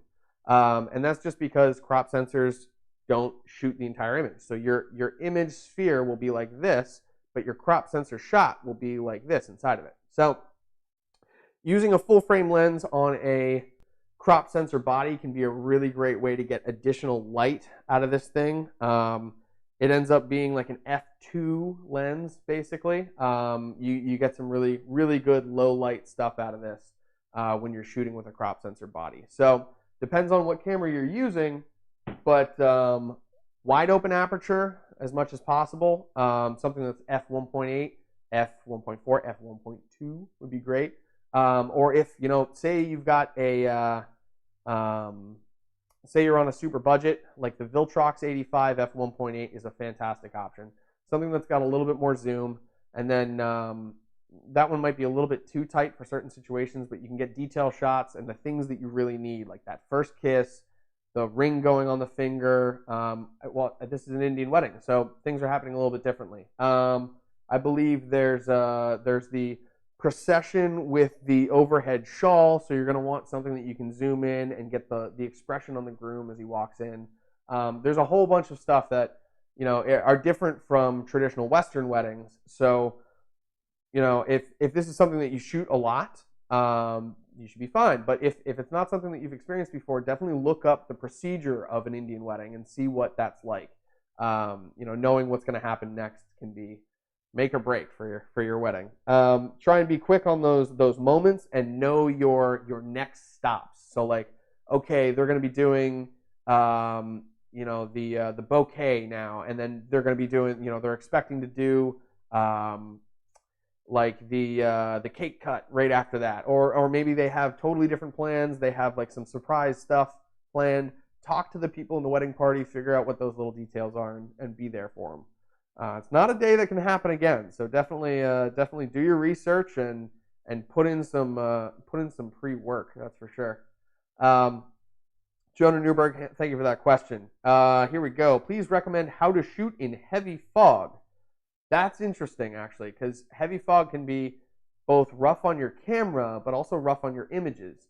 Heavy fog is it's water molecules basically floating through the air. It's the humidity is so high that it's starting to actually turn into water. The air is starting to turn into water. So like being in a cloud like that, it can make water accumulate on the outside of your camera. So if you're shooting, your lenses can fog up. You can get water inside some of it. So you want to make sure that you're shooting with something like weather sealed or close to it. Maybe put a plastic bag around your camera, bring it outside, let it acclimate to the temperature, to the humidity and all that stuff before you pull it out. And that way it won't get so much condensation on the outside of it. It won't get so much fog in the lens. That was a technique that I was taught in Canada. When you're shooting in Canada, if you bring your lenses inside after they've been living in your car all night, they're going to fog up. They're very, very cold in your car, and then you're bringing it into a warm, humid location, they're going to fog up. So a lot of people would, like if they're going to do an outdoor shoot the next day, they would bag their lenses and their camera beforehand. They'd put it in like a Ziploc sealed bag and actually leave it outside. With some more extreme temperatures, I think that's a little bit like I'd be scared to do that personally, but for them it was a great technique that they like to use. And then when they would actually attach their lens and put everything in, put the battery in and all that stuff, then suddenly you'd have a lens that's perfectly clear for your weather. So that's kind of a technique that you could use. But also shooting in fog, how to get like cool images. I would say bring some directional lights with you. If you can get like one of those little chip on board RGB lights or something like that, or like one of these little guys, one of these little things that are very, very directional, you can create some cool effects with lighting and fog. You're shining it directly down that like down at your camera, or bring it off to the side, make it really dramatic lighting. There's cool things that you can do. And if you don't have enough power in your lights and you want to shoot in the fog, your car lights can be another good option. Bring your car to the side, flick your high beams on, and take some shots. Just be careful your high beams aren't shooting into the road or anything like that. You're not causing any accidents. So that can be a cool way to do it, to make that happen. How to shoot in heavy fog. Thank you, Callie. Appreciate that question. Moria Zuberbier. I totally butchered that. I apologize. But Moria, can you explain the purpose of a light meter? I thought the camera already had one built in. Yes, they do have some. They do have like an EV meter built in. Every camera is a little bit different, so some of them don't have exactly that. But a light meter does a little bit more for you. It actually shows you on the display. It'll say, you can set like your shutter speed, and then it'll give you settings like what your aperture and your ISO should be set at to get like a perfectly exposed shot. So it'll give you like more specifics than what you'll see in your actual camera when you try to go take a shot. Light meters can be really good for that. I personally don't use one, but I also just like to guess and check a whole lot. So I'll take hundreds and hundreds of shots in a photo shoot, first of all, and come out with 20 to 30, 40 shots on the other end. So if you have the ability to do that, if you have the battery power for it, the card space, go for it. Take tons of shots, experiment. That's the nice thing about using digital cameras these days, that's for sure. Cool. Okay, so purpose of a light meter. Thank you for your question, Moria. Appreciate it. Ambika Elmquist, I'm starting an online portfolio. Do you think I should name it after myself or give it a creative business name? Okay, two schools of thought on that. So it can be really good to make it your own name, because then people who know you immediately recognize the name of the business. They can say, oh, hey, that was my friend that took that shot, just by looking at the name, even if they didn't know that you were a photographer or like know that that's your brand. But then another benefit to doing it that way is it's really easy for people to find your information then. You say, hey, my name's Stefan Fulton with Stefan Fulton Photography. And they're like, oh, okay, so I go to stefanfulton.com. And they're like, yep, yeah, that's where you go. It's a really easy way to kind of like centralize your branding. So it's not like, okay, now I have to remember Stefan Fulton at Full Coverage Media Group, and he also does Stay Heavy Studios, and he does all these other things. So like it becomes a bunch of different hats. But if you are branding them specifically for what genre you're trying to shoot in, so like if you're doing wedding photography, I have a brand called Golden Pair Wedding Media, and that is where I put all of my wedding media in one place. There's also, yeah, I think it's better to use your name for a local photography business because it's more of a one-person business. Yes, if it is a one-person business, that's a great way to brand yourself too. It can help you stand out locally because there's probably not going to be another Stefan Fulton Photography right down the street, you know? Also, it means that you can carry that business with you wherever you go. It's not something that stays like localized to an area, and you kind of become a public figure along with your brand. The reason why I chose to go with Full Coverage Media Group and like a name other than my own is because I do specific genres of work. So Stay Heavy Studios is all like avant-garde media, like counterculture stuff, models and bands and sideshow performers, like just anything that's like interesting and fun to me. That's the one. That's where I post that stuff. Golden Pair Wedding Media, that's all about wedding stuff. And then Full Coverage Media Group is everything business related. So that's going to be corporate work, commercials, these AMA talks, anything that's really directly related to just media in general, gear reviews, stuff like that. So I can kind of brand each individual, brand specifically that way. And then also, Full Coverage Media Group, I do want to expand at some point. So my hope is to have editors working on the team. I want to have some people coming in and doing, guest shooting, second shooting, doing guest talks on here. We already do podcasts and things like that. So there are groups of professionals that I work with locally, but I definitely want to increase that engagement and start working with more people. So if you plan on scaling your business, if you plan on hiring people on, it can be a little weird to say, hey, my name's Dave Newberg and I work at Stefan Fulton Photography. It's like, oh, okay. But, saying my name's Dave Newberg and I work at Full Coverage Media Group sounds a little bit more professional. It's a little bit more of a group setting of a, hey, there's more than just one person doing this. And if I'm not getting Stefan Fulton from Stefan Fulton Photography, it's not like you're getting lower quality services. That's something that I've had a problem with before. Like I used to work for a photographer in Ottawa, Alan Dean Photography. Great headshots. But going out as a second shooter for them, people would constantly ask, well, where's Alan Dean? And it's like, well, okay, I'm not Alan Dean. I get that, but I'm going to take some awesome photos for you, and you're going to love them. So I basically had to do convincing of the client a second time to basically go in for the service. So it can be easier for your second shooters and the people that work for you if you go with a business name like that. But that also depends on what the legality is concerning sole proprietorships. If you register that name or if you don't, if you're using it as a DBA, which is doing business as name, you got to make sure that you're branding yourself in accordance to the law locally too. So, check out those things and let me know what you find. Thank you for the question, Ambika. Tinley Olafson asks, would you recommend a softbox for product photography? Any decent brands out there? There are some great brands for softboxes. There's tons and tons and tons of great brands for softboxes. Personally, I've been using Godox. I've really been liking their stuff lately. They've got these Bowens mount equipment, and you can switch in a whole lot of stuff. I appreciate that. Wanderer Fakir just commented. He said, "I loved your point on naming. Feels like everyone is treated with equality." Yeah, no, it's definitely a good way to get everyone included and make them feel like they're on the same level. If it's a brand name versus a specific person's name.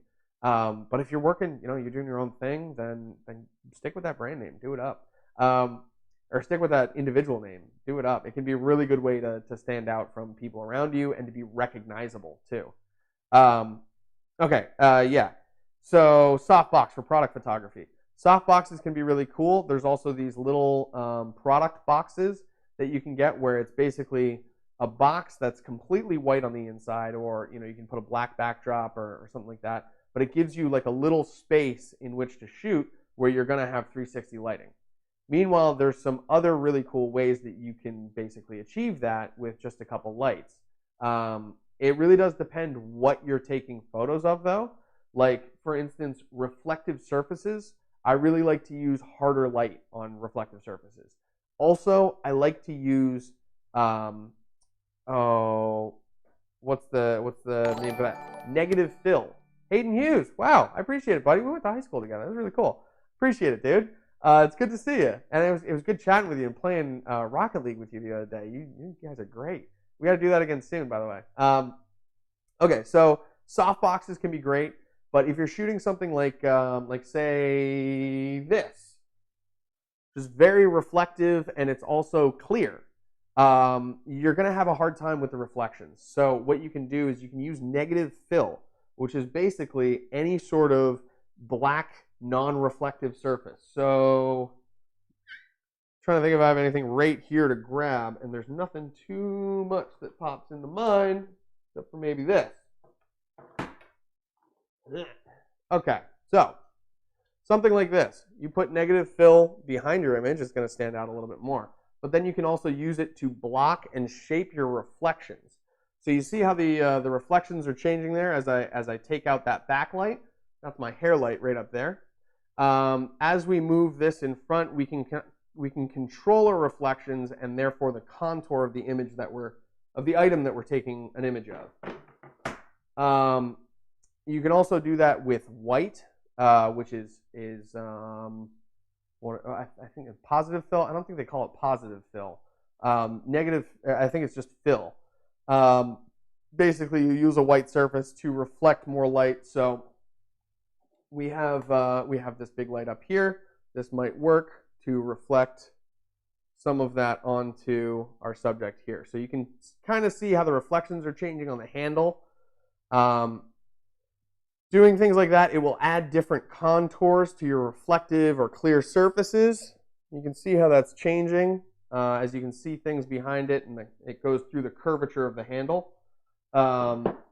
Reflective surfaces like metallic objects are really a challenge as well, but you can do some really, really cool stuff if you're using those white or black bounce cards. And just like poster board, works great, works fantastic. Having a way to like clip it to something can be really nice. So getting like rigid board or like foam core can be really helpful. Let's see.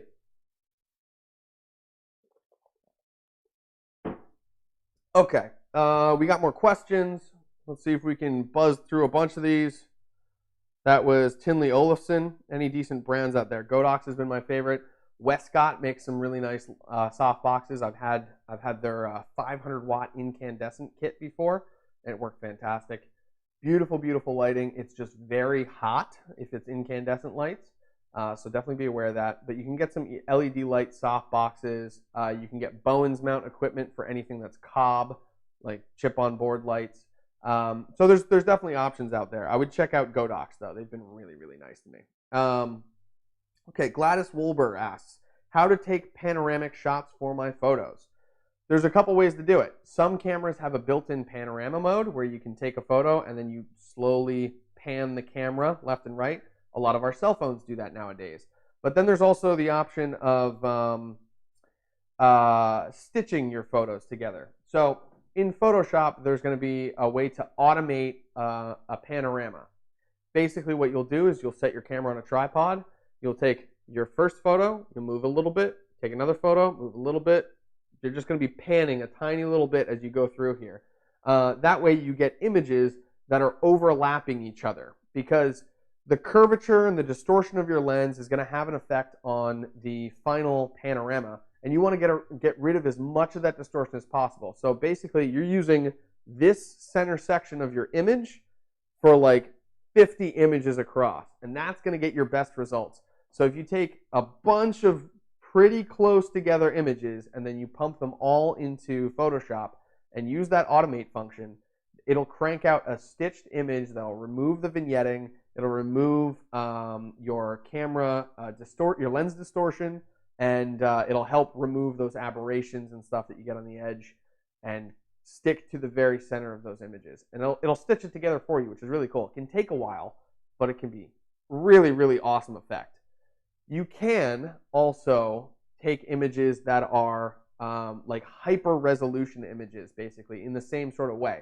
So instead of just going left to right, you would make a grid pattern where you go left to right and then down, left to right, down, left to right, down again, left to right. That's how people get images that are like 200 megapixels or like something crazy like that. Like or 200 like megabyte image, or like a 16,000 by like a 16,000 by 12,000 resolution image. Those super massive images are often photo stitches. There are cameras that take massive images like that, like medium format cameras and large format cameras, but those are exorbitantly expensive most of the time. I know Mamiya makes some really good ones, but they're like $40,000 camera bodies, and then the lens is another $12,000. Like it's pretty expensive. But yeah, there are other ways of getting those panoramas like that. Cool. Okay. Thank you, Gladys, for your question. I appreciate that. Josephine Teets asks, I am a real estate agent and wanted to do virtual tours. Can you recommend the right equipment for this? Thank you in advance. I actually learned about a really cool solution for this, and I'm going to be incorporating this into some of the services that Full Coverage Media Group offers soon. There's a device called the Insta 360, sorry, 1X. It's a 360 camera, and basically the footage that takes, you can set it up on a tripod. It's called an invisible selfie stick. It has a little tripod base at the bottom, so you can set it in your room. Basically, you'll put it in the room, you go and hide for a second, use your phone to capture a 360 image of that spot, and then you slowly move that camera throughout the location that you're trying to get a virtual tour of. Basically, every step that a person would take. So what you can do then with those photos is you can go into a program called Matterport and use those images to stitch together a virtual tour in super high resolution of this building.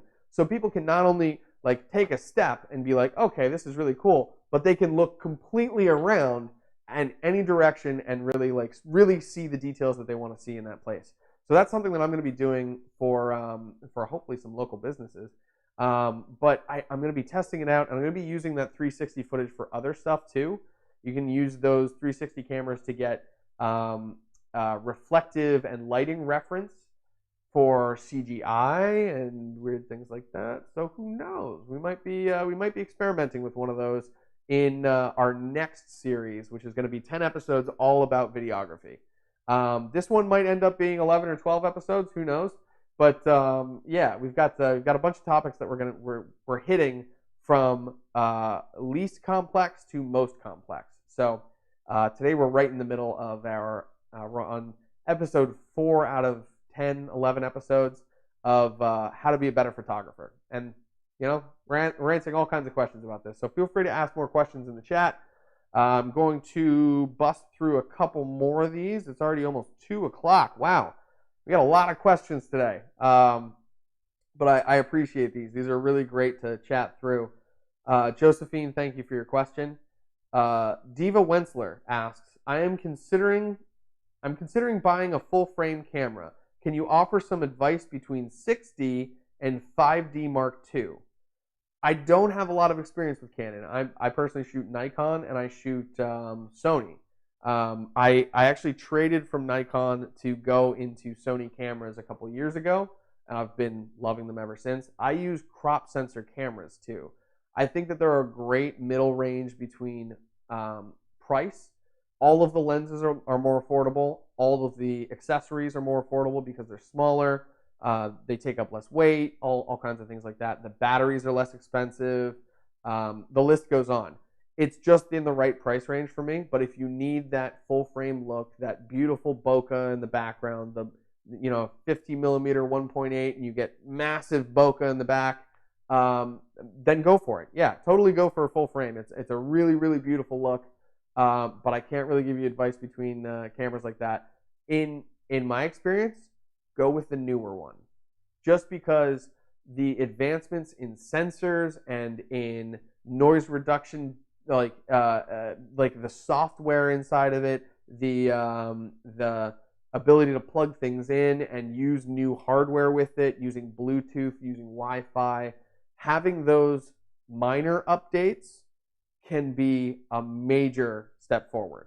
Honestly, I purchased the A6400, which is a fantastic little camera after using the A6500 for a long time. And I really like the color, the focusing, all that stuff a lot better on this little camera. And it was maybe a $200 or $300 price difference. The newer one cost less than the older one. But that's because that has an internal image stabilizer. It's got an IBIS, it's called. It moves the sensor around to compensate for my hands moving when I'm taking photos. But I don't use that as much. I have gimbals and I have things like that to cover that need. So the A6400 really was a perfect choice for me. So depending on your needs, I would really suggest going with the newer model. That's really my only advice on that, because I don't know Canon too well. But maybe I'll do some research and I'll get you with an answer next time. Okay, let's bust to our next question. We have that was Diva, appreciate it. Camber Botteron, probably butchering names again. Apologize, but we've all been there, I'm sure. What is the difference between Adobe Lightroom and Elements? Adobe Elements, I believe, is let's check this out. I'm going to double check this right here. We talked about this, I think, last week. We talked about some of the Adobe programs. Adobe Elements. Sorry about the shaky camera right there when I type. Photoshop Elements, gravity photography. Okay. All right. So Photoshop Elements, it's looking like more of a standalone editor. I think the interface might be a little bit. Let's find our description here.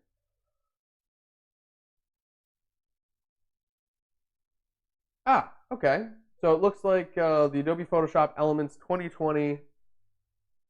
Okay, no, I'm going to look at that specific. I just found a bundle. That's not what I need to see. Okay, put creativity in easy mode.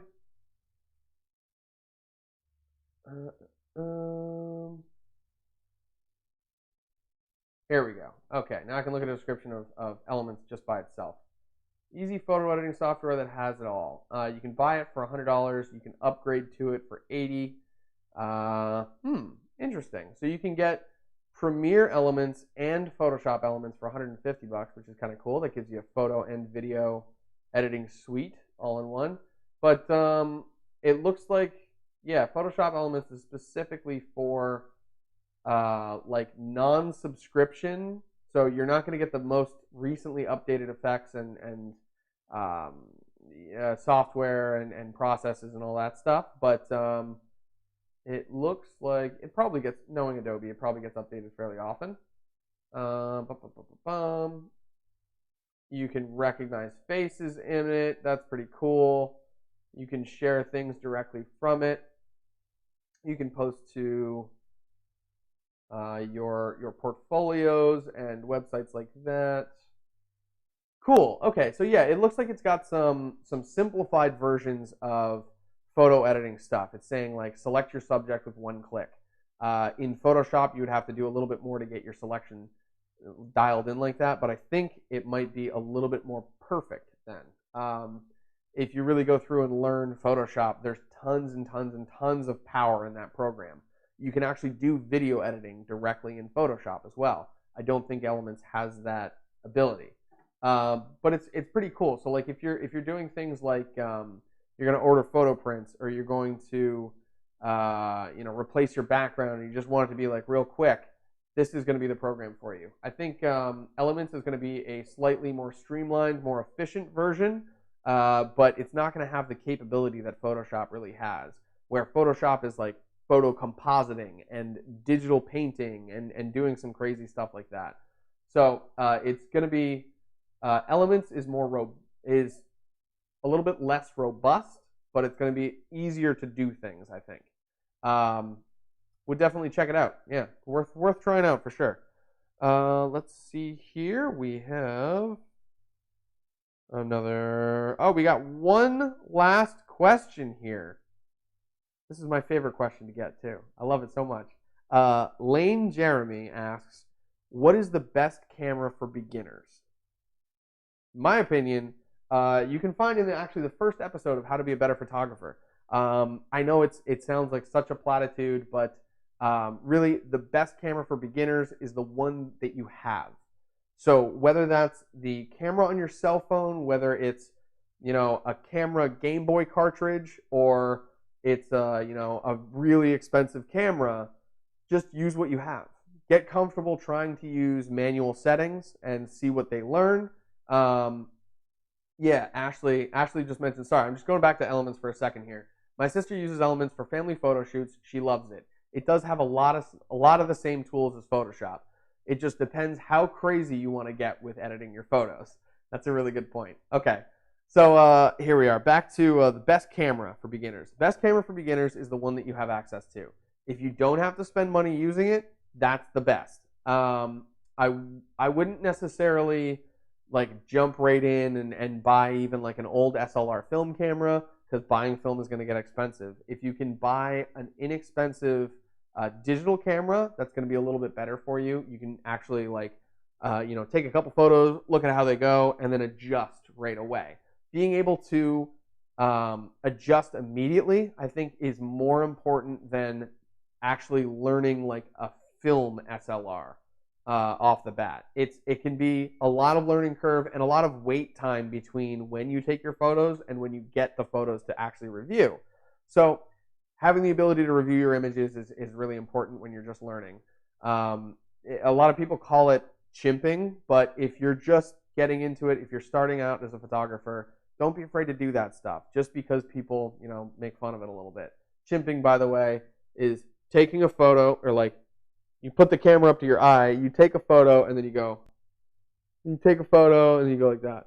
And you take a photo, and you go like that. It's like looking at every single image that you take. So take a couple shots, test your settings, take some images, and then review afterwards. The really nice thing that I'm liking about newer cameras nowadays, like the Sony mirrorless, is with older DSLRs, when you would get all your settings in place and go to take your shot, it wouldn't actually show you what the image was going to look like beforehand. You would just be looking through a viewfinder, so you're just looking at what you would normally see in front of you. It looks the same as if you were just had your eye. But with these mirrorless cameras, with these cameras that don't have that SLR flip-up viewfinder, you're actually going to be looking at an electronic viewfinder. So it's going to show you the same exact image as you will get when you hit that shutter. So it can be really helpful for beginners to start with a small mirrorless camera. They're really, really great when it comes to some of these new features and new accessories, Wi-Fi, Bluetooth, things like that. Like I can literally connect my camera up to my Wi-Fi, which is pretty cool. So yeah, that's the best camera for beginners is the one that you have. I know that's total platitude, but hey, that's what we're going with. Cool. All right, so that's all of our questions for today. That was a long question and answer session, but I think it was worth it. We got some really, really good questions in there, and I really appreciate everyone who chimed in, who asked stuff on the sides, who kept the conversation going. It's fantastic. You're all beautiful people. Okay, but there are a couple things that I actually wanted to talk to you about today. Let's get these up. I'll close these, close that, close that. Okay, so one of the first things that I wanted to talk to you about was locations. So we talked about locations last time, and since then I've been doing some research on not only where to find locations, like film and photography locations, but how to list places for film and photography. My family is actually deciding to list one of their properties as a film location, so that if film productions come to the Lehigh Valley, they could possibly use that place as a location. And it's a beautiful, beautiful, great big property. They've been using it as an income property for farmland and all this stuff from beforehand. So now we're just kind of switching gears a little bit, and hopefully we're going to get some film productions in there. But listing a location is actually pretty easy. There's places like locationshub.com. There's Production Hub, which will allow you to go on, make a profile, and actually list somewhere as, hey, you want to make a film over at my place? Come on over, which is really cool. And you'll get paid for people to actually rent out your place as a location. It can be a bit of marketing, where you have to actually get that location in front of the right people before it's going to get booked. But places like Production Hub and Locations Hub can really help you list those things, get it out in front of people, and get it hopefully noticed in the industry and get some work out of it. Another great way to do that is going and contacting your local film commission. Almost everywhere in the world, there's going to be film commissions. There's production everywhere, and film is a global concept. So whether you're doing film or photography, you're producing, a documentary, or you're just taking someone's portraits, a good way to find locations is through these local film commissions. And if you tell them what you need, they can help you find something that's a little bit more specified to your needs. Typically, they have like the master list, and they know what's going on and who liked what and the problems at this place, and that Donna was really great when we shot over at that location. So getting in touch with your local film commission is ideal for something like that. A lot of these film commissions too, they have websites where you can find things listed, and you can find all kinds of. Does anyone develop film? I mean film as cinema, video. But I really should be more aware of my terminology. Film, yeah, there are a couple places like Dan's Camera City in Allentown. They'll develop film for you. There's, I think, Walmart and Costco, and if you're in Canada, like Loblaws, places like that will develop film for you still. But yeah, it is getting really rare. It's getting rare. A lot of companies are starting to shut down their film production.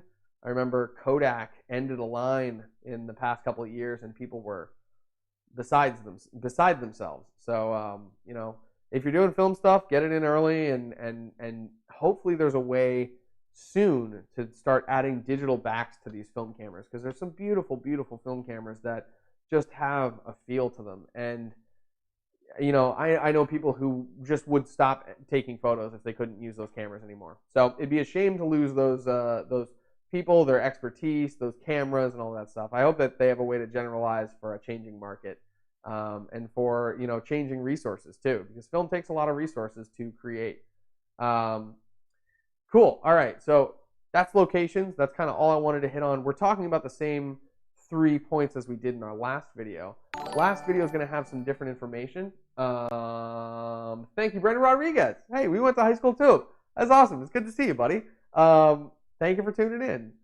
We're talking about photo stuff today, and we're actually going to be doing a little intensive over there, which is going to be really cool.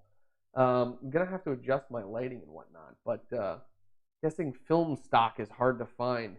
It can be, yeah. Like when it comes to like cinema film, like video film, there are production companies that provide that stuff that have stock built up over years. Like they've been continually buying blank film so that they can actually provide it to you. So there are like warehouses of that stuff left over, but as places burn down, as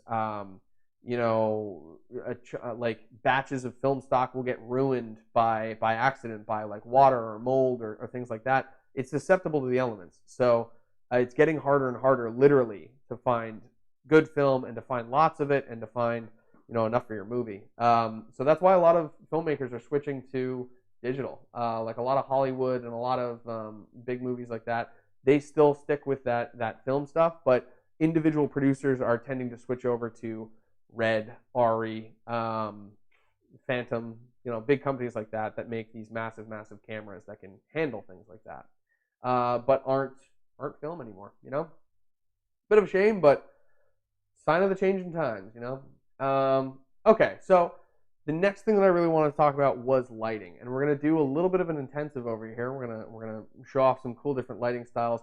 I have this PDF that you can find online literally by looking up, what did I search? It was photography lighting guide. And there's this classic poster. I'll actually, yeah, I'm going to pull it up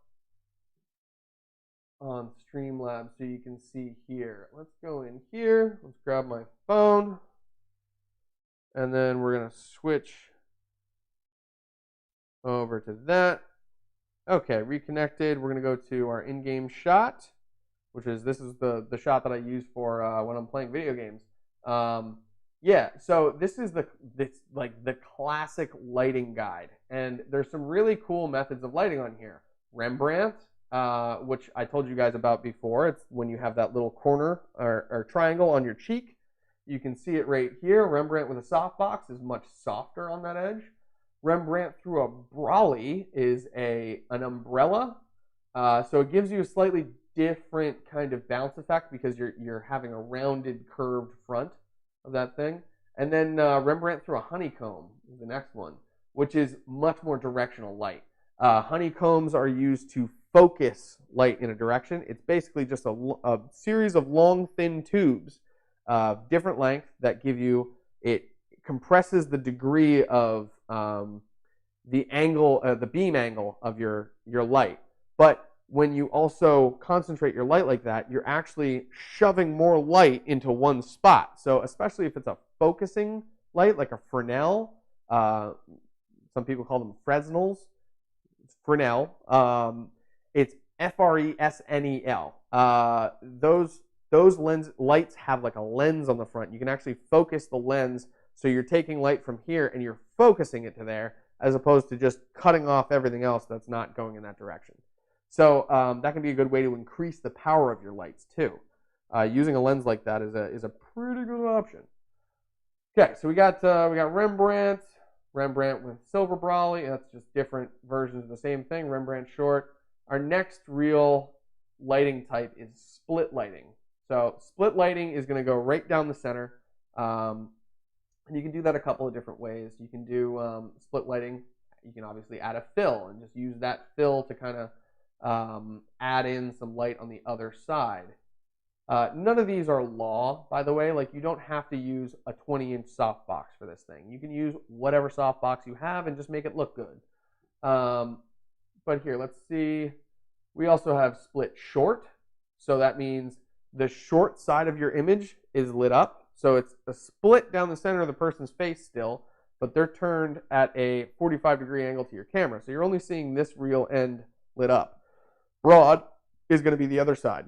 So broad lighting is always the close side of the face. You get very, very different feels for those. They can be really good for cinema and for things where you're trying to convey emotion. That's not what I wanted to do. Here we go. Okay, so we're going to split broad.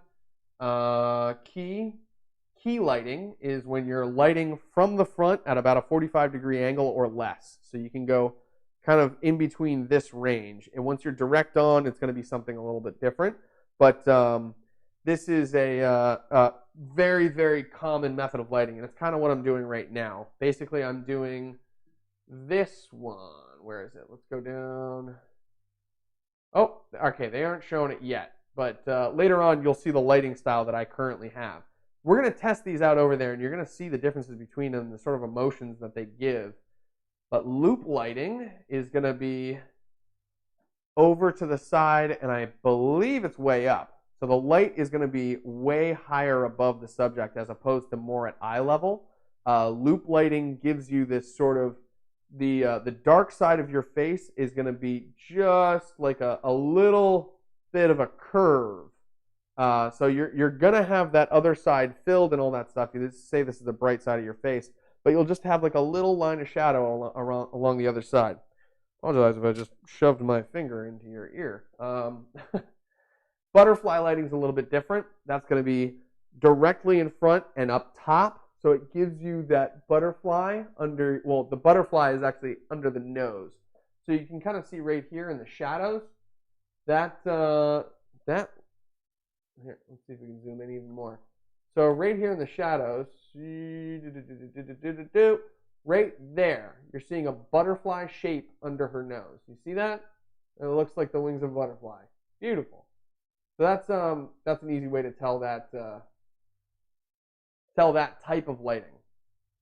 Flat lighting is going to be two lights at a 45-degree angle, so you get the entire front angle covered. Badger lighting is going to be basically the opposite of that. This can be really, really cool. You can do some awesome stuff with badger lighting. It just takes a lot of the reflection out of a person's eye, though. So it can make people look a little cold or robotic in some ways. Let's pop down. Actually, I'm going to check the chat really quick. Oh, yeah, Amira. Ari Amira. I've never done film, but I wanted to try guessing film. Yeah. 35 millimeter. Yeah. Okay, let's see here. So we got some more high key loop with a rim light. Rim lighting is basically what I'm doing over here on this side. You can see it a whole lot more if I crank this thing up. So here you can see it's just along the outside. Typically rim lighting would be a lot more behind and maybe even lower too, like shooting up at an angle so it catches the top edge of my head. Let's lower this before I blow your eyes out. There we go. Alrighty, I think that's where I had it before. Loop with a rim light, loop with a background light, clamshell. Clamshell lighting. It's called that because you have two lights basically like this, just like a clamshell. You're going to have one right in front of the person, another one right on top. It's going to cut out all the shadows under the chin. It's going to cut out all the shadows on the face and everything like that. And it's really going to flatten out things like sharp cheekbones. And it's going to remove the shadow on the nose. So it's not going to accentuate your nose like butterfly lighting tends to. See, her nose looks very much more 3D there. You can see depth in the eyes and shadow under the chin, shadow under the cheekbone as well. It gives much more 3D for butterfly, whereas clamshell is much flatter. But a lot of like beauty photographers or beauty lights will be set up much like this. So like a ring light is basically a version of clamshell lighting. Loop with a background light. So loop lighting is, again, way up top, but off to a 45. And with a background light, you're going to be lighting up the background itself. So it's not even pointed at the person anymore. It's different from a hair light. It actually just creates a little bit of a glow behind them. So it helps them stand off from a dark background. Loop with a rim light, slightly different. That's more so like what I'm doing right now. So if I turn off this light,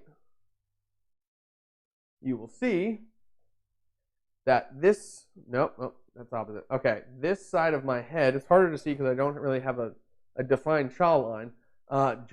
It curves around the edge of my head. So this is loop lighting.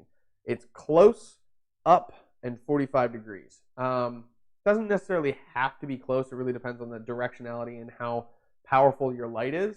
But this is a good example of it right here. I do like the rim light though. Just don't look directly into it when you turn it on. I do like the rim light. It does help out a whole lot and make me stand off the background. The blue also helps with that. That's giving me a bit of color contrast between that gray and white and all that stuff, and it just helps me kind of stand off. So high key is going to be your background is really bright, your foreground is really bright. You're using a lot of light. And this setup in particular, it has a background light, a key, and a bounce. So your background's bright, your person's bright, there's relatively little shadows. If there are shadows, they're fairly soft. Like, look at that. Super, super, super soft. As opposed to something like this, where it's much harder shadows. Cool. And let's get down to this. All right. Key and fill, that's maybe more so a little bit of what I'm doing.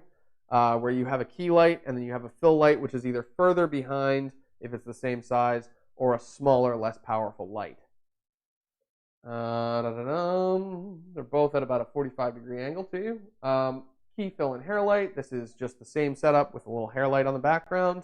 Hard key with kickers. So this is kind of cool. A hard key means that you have hard lighting coming in from one side. So you have very directional, very pointed light that's just getting boom, and that's why you get these shiny parts on the face. So you're going to get really extreme detail because it's a really, really sharp light. It's not soft in any way. And then you use two soft boxes in the background to kind of warm your subject up and give them more of a high key look. And then you got something crazy like this, where you start adding in color gels and other things like that. So you can really go bonkers with your setups. You can, graduate really quickly when it comes to doing these things and making specific choices as to, what type of lighting you want and what emotion you want to convey with that lighting. So we're going to get into a little setup here in a minute. I'm going to take a sip here. I'm going to get the coffee into me. And yeah, we're going to set up over there. I'm going to switch to another camera. And we're going to walk over. And then I'm going to basically be doing a run through this thing. I'll have the chat up, so I will be able to look. Ashley says, flat light looks like model shoots. I think we did a lot of that for jewelry shots when I worked for a jewelry company. Yeah, flat light is it's very typically used for like product photography and things like that, just because it illuminates everything. Then you can see all the detail. Product shoots, they don't typically go for like high drama unless you have like a style.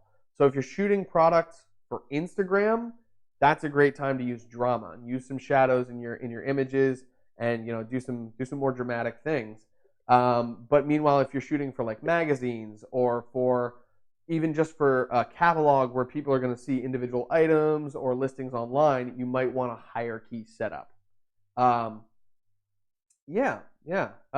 let's get into this thing. We're gonna mess around a little bit. It's gonna be fun. All right, I'll meet you over there in just a second. You're gonna see the view from my A6500. This is going to be the 56 millimeter f1.4 lens. I might have to adjust some things a little bit to get there, but we'll be there. So I'll see you soon in a second. You're still going to hear me. I'm going to be talking the entire time. But yeah, I am going to move over here. Our backdrop has a little bit to be desired right now, but I'm going to adjust our camera and get us in a good spot. Hello, everyone. How's it going? Okay, I'm going to put my drinks down here, my mouse in case I need to adjust anything, and we're going to adjust this shot a little bit too. Let's move this down. This is a great shot of a beard for you. Okay, and I'm going to adjust my camera settings a little bit. I think I need a little bit higher ISO.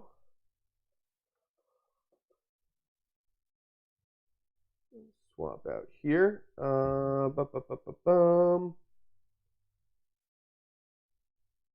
Okay, so right now, this is ISO 400. We're shooting f1.8, I think. So we're getting a nice blurred out background. I'm going to have to adjust this again a little bit. Didn't have quite the time that I wanted to get my stuff together. But I'm going to be standing here and we're going to do a couple different light setups. So I'm going to get some lights set up right now.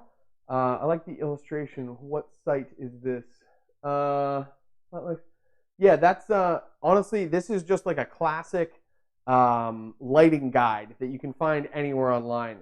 Google photography lighting guide, and this will probably be in the top 3 results. I've seen this image everywhere. They used it in college when I was taking photography techniques at Algonquin.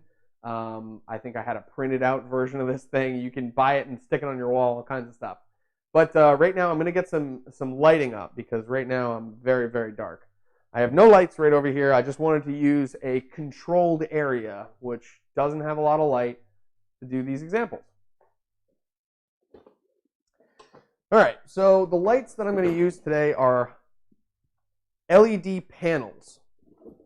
I've used them before on the stream. I've kind of showed them off to you before, but now you're going to see the actual effects as I set these up and get them working.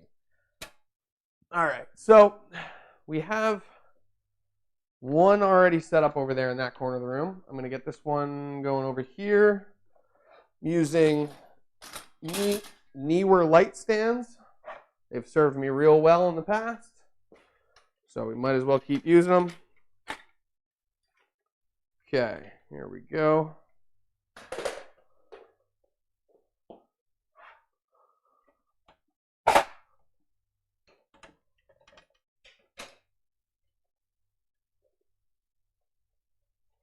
Alrighty.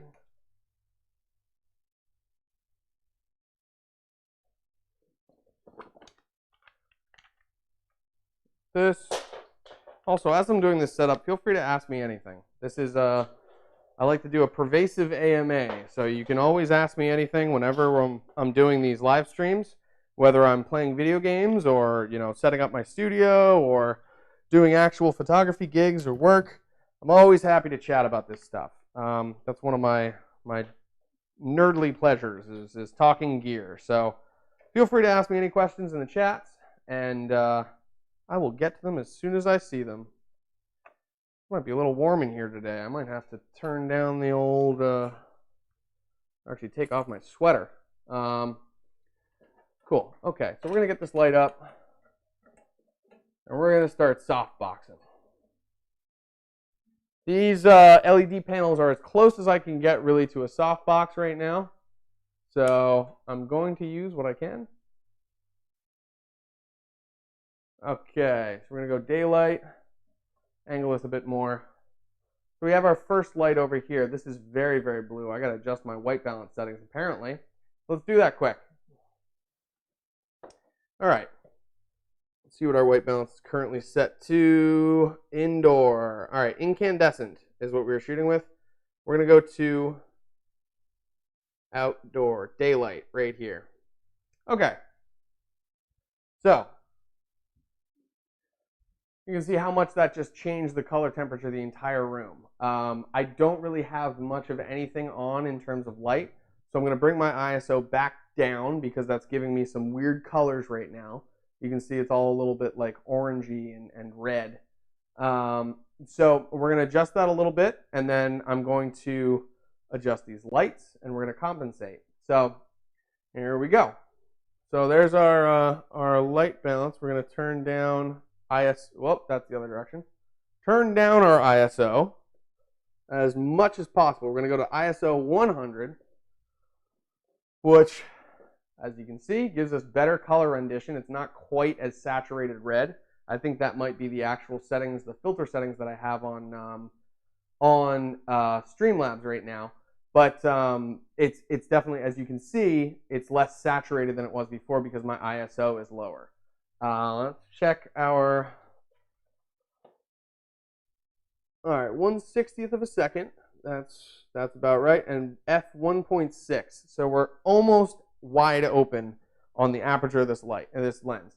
The reason why I don't have the aperture wide open is because you tend to lose sharpness a little bit. So I'm going to adjust these lights a bit, and I'm going to put up another light in the background, which will hopefully help balance out this color a lot more.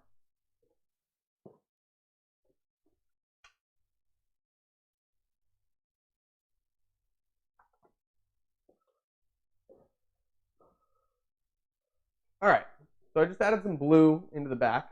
Can help kind of balance this out a touch, but it's a little too extreme. It's not really hitting my background how I would want it to.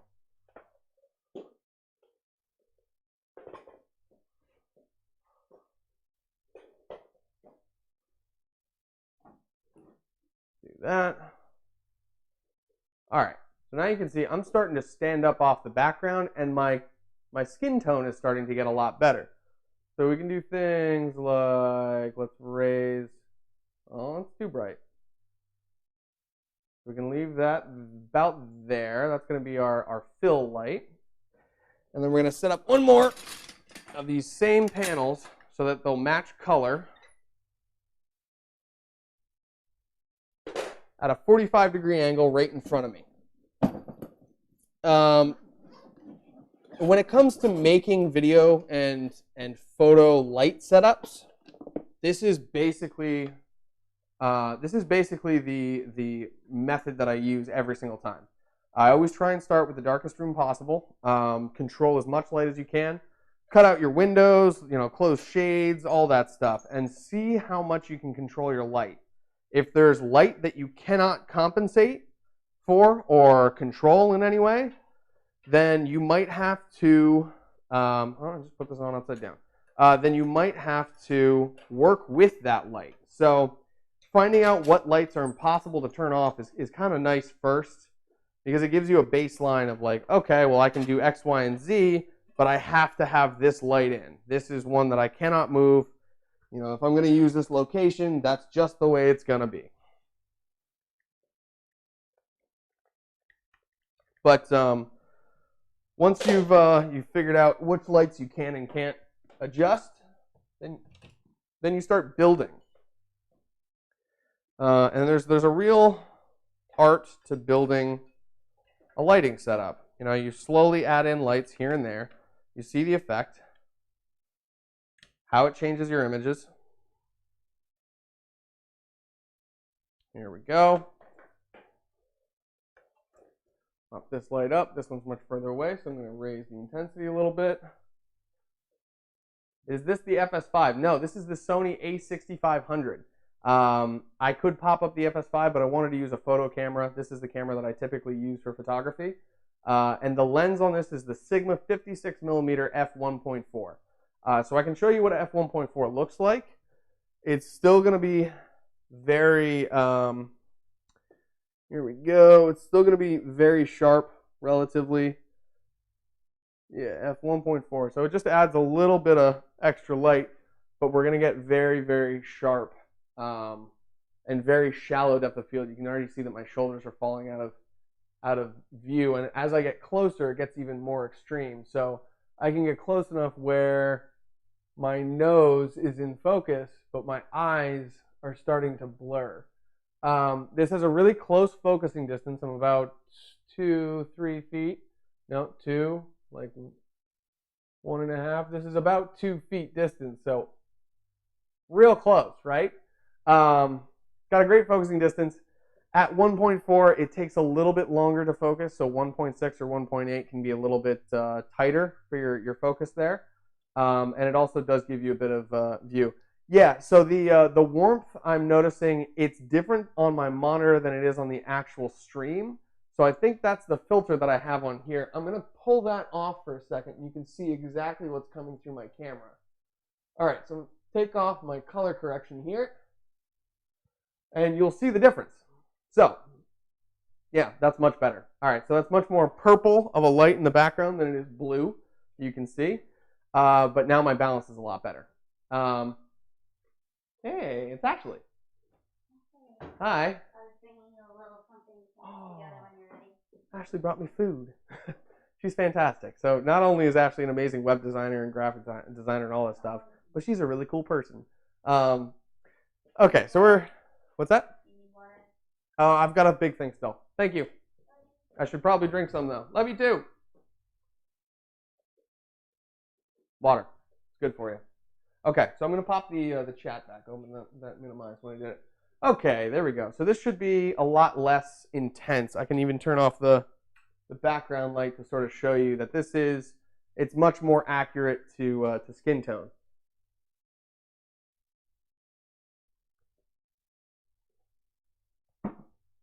Okay, so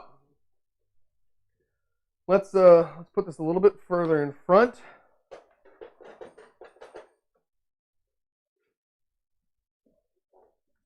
Try and do a key and a fill on this. All right, so there we're getting our key and fill lighting. My key light is going to be up here. You can see the effect that it's having on me. And then my fill light is going to be back here. You have them basically at a 45-degree angle off of an axis. So this is my straight. This light is about this angle. And this is straight out to the side, but my light is a little bit further back. So you get sort of lights on the opposite end of the person. I like using techniques like this for video and for photos. There we go. For videos and photos because it's very dramatic. You get this shadow line right down the face. It can look really, really good. But you also get catch lights in the person's eyes. So when they are talking, like say if someone's doing a documentary and they're going, Well, it all started back in 1942 when the Dodgers and the Knicks had their first baseball game or whatever. Like something like that, where they're looking off camera. You can see the catch lights in their eyes. This is really good for video. It can be really dramatic for photos. It can be a little too intense for photos sometimes. It's a little better to, let's light the face. There we go. All right. So it can be a little too intense for photos sometimes. So people tend to go more for this guy. So that was like Key and Rim, more so than Key and Phil, I should say, or Key and Peele. Little Comedy Central reference there. Okay, and then this is going to be more like, well, okay, it's starting to focus on my dang thing. My couch is in the way, so I'm going to move this stuff back a little bit. There we go. Okay, so now here is much more flat lighting. This is Key and Phil here. How could I adjust this? I'm gonna up my shutter speed actually. So it's gonna be more like a crisp image that we're working on.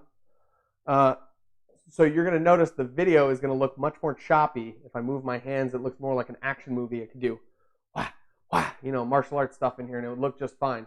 But here we're getting a much more sharp image. You're seeing a lot of sharpness in my beard and whatnot. It doesn't fade as much because your shutter speed isn't as slow. With a faster shutter speed, you're going to get sharper stuff. So it's good for outdoor photography like wildlife and sports, weddings, things like that. Using a wide open aperture to capture that stuff too is going to make for a faster focusing shot. I think with things like f8 and whatnot, like higher aperture values, it's going to slow down the focusing of your camera. Minuscule amounts, like literally milliseconds and whatnot. But if you're trying to capture, a kingfisher diving into the water and just touching the very water with its nose or with its beak, then it can be make or break, So knowing your settings and knowing what they do is really important in that way. But all right, so this is our Key and Fill lighting. Our fill is right here. Our key is over here. But the key is on the short side. So if we turn this one off, now we have short side key light. It's close to Rembrandt because you're starting to get that sort of look. I would have to put it up a little bit more to really get that Rembrandt light. Let's even that down a little bit. Yeah, there's much more Rembrandt for you. You can still see the catch lights in my eyes. There's that triangle on my face. So this is short side Rembrandt. You can even turn this up a little bit more. Yeah, look at that. Oh, beautiful. Yeah, so nice. All right, so Rembrandt lighting, you can do things with that as well.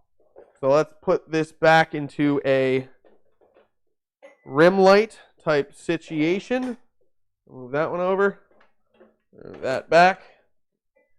And we will turn this light on. And now you see I've just filled a little tiny bit over here. I can even bump that up some more. So as I step into place, now we have, that's still not quite rim lighting. That's more so like backlighting, hair lighting. Yeah, let's move this thing over.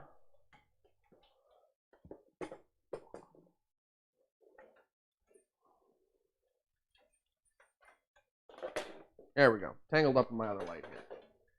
All right, put this way more behind. You can see it's just off camera now. There we go. There's our rim lighting. All right, so now we have our short side key, and directly behind us, it's kind of hard to, there we go. Directly behind us is going to be our rim light, and as you can see, it just creates that edge on the side. So this can be some really good photo lighting. Rembrandt is very classic photography because it reminds people literally of Rembrandt paintings.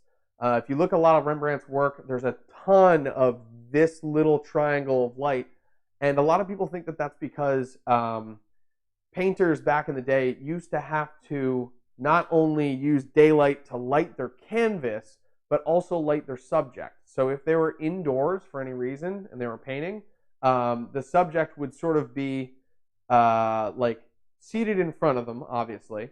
So they're seated about halfway through the window. So when like here's the window, it's shining out this direction. Here's that person. The painter is going to be in here, so they can actually see what they're painting. And then the subject will be a little bit in front of the light. So the light literally comes in from this angle. And I think that some of it is just coincidence, but I think that Rembrandt really understood that this gives a lot of contour to a person's face, and it gives a great three-dimensional look that you really can't achieve with some other lighting styles. Like flat lighting especially, obviously you're not going to get a 3D look. It's flat lighting. So these are some great ways to get those effects without having to go crazy with your lighting. You can do this with one strong light in front of you and a bounce card behind you. So just a white piece of paper or a white piece of poster board. And then let's Ashley's doing Elvis impressions in the chat, and that's awesome. All right, so I'm going to pull this up. I'm going to move it to the side so I can still see, and then I'm going to bring up Restream Chat. There we go. Beautiful. Okay. That should work a whole lot better. 1 second. Here we go. Okay, so we're going to go back and we're going to take a look at our lighting options. So we did Rembrandt. Didn't do Rembrandt through a Brawley or a honeycomb, but those are basically the same. All right, now we're gonna work on some split lighting. This, I would say, is definitely a more cinematic lighting style. I'll do it straight on so you can see. This is actually already just about split lighting. So you can see that with the same orientation of lights, you can get a lot of different effects just based on how you place your models or your subject. So this is going to be split lighting, where it goes right down the ridge of my nose, might cross over my brow line a little bit, but that's mostly, this is going to be mid-tone. There's going to be highlights over on this side, and you get some really dramatic stuff like this. So you can see how this would be, useful for movies or for any sort of dramatic sequences where people are looking directly into the camera, or you're trying to show the duality of a character. Like if you watch, I think it's Batman Begins, I want to say, the one where Harvey Dent becomes Two-Face. Spoiler alert, by the way. I don't know. I hope people have seen that by now. Basically, if you watch that movie, you'll see tons of examples where Harvey Dent is placed in this type of lighting, and it's to show that his character is under an internal struggle. Like there's literally the light side battling the dark side. In Star Wars, they use this a lot too. There's some really great noir films where they use this to show a character considering the dark side. If you watch Drive by Nicholas Winding Refn, that is a phenomenal example of using lighting to change the emotion of your character. I'm trying to think of his name.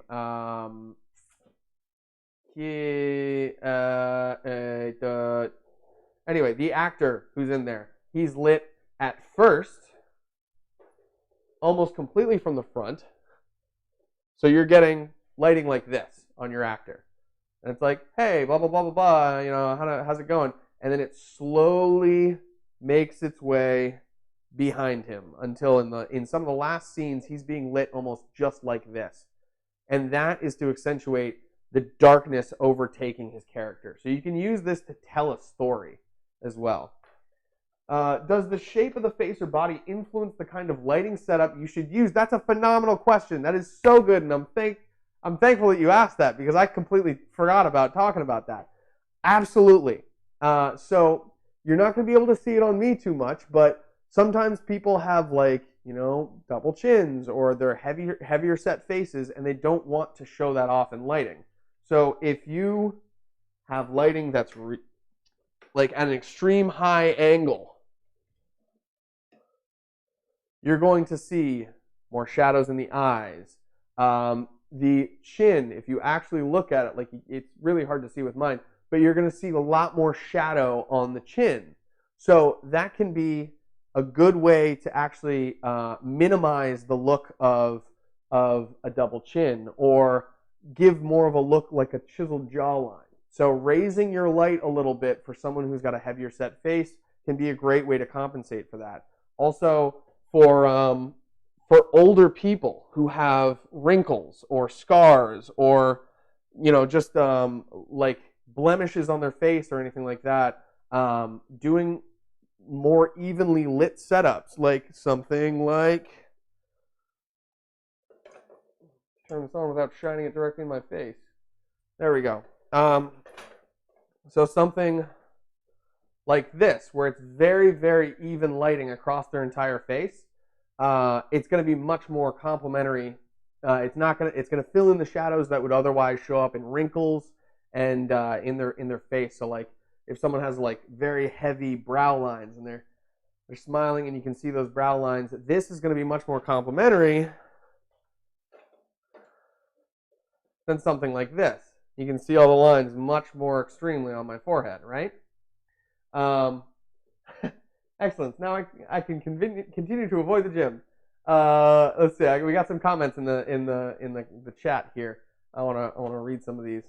Giacomo Giorgiani. Hey, good to see you again. Does it? Yeah. Okay, that was your question. Of course, you're coming out with the good questions here. Nina Ruseva. What are the brands of these lights you're using? Are they on your Amazon list? They absolutely are. These are the GVM Master Series lights that I have on my list.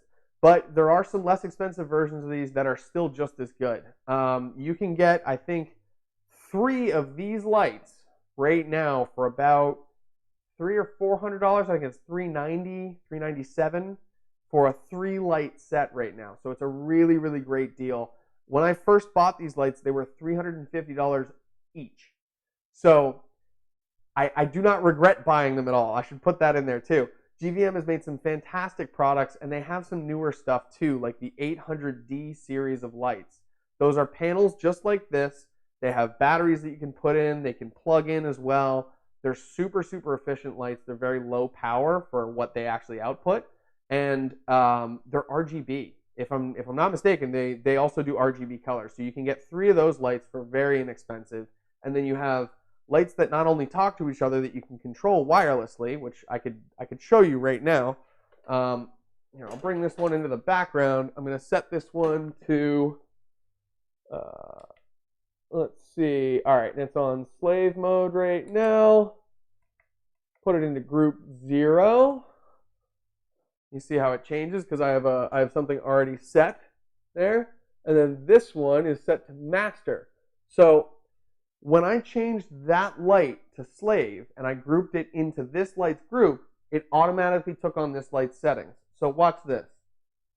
I go up, that light goes up. I go down, that light goes down.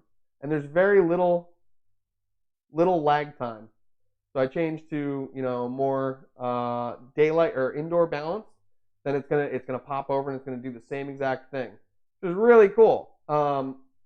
The other nice part is you can actually use this just to set your backlight. So let's say I want it there. I want a like very dramatic, key look. So now I'm just going to switch to another group. And all of a sudden, I can edit this one without affecting that backlight.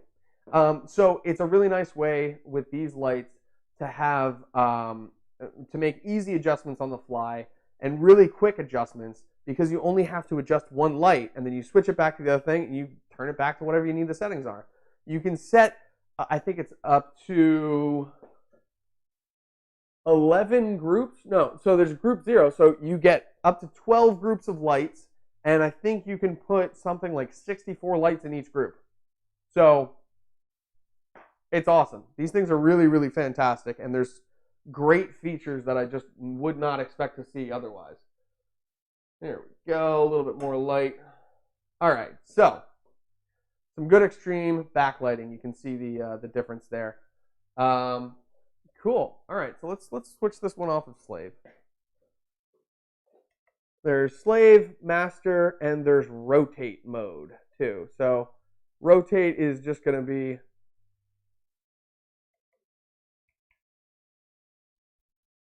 your basic settings. Okay, cool. All right, so we got this where we want it. 5600K on both these lights. They are a little bit, the color range is a little bit more narrow than some other light ranges.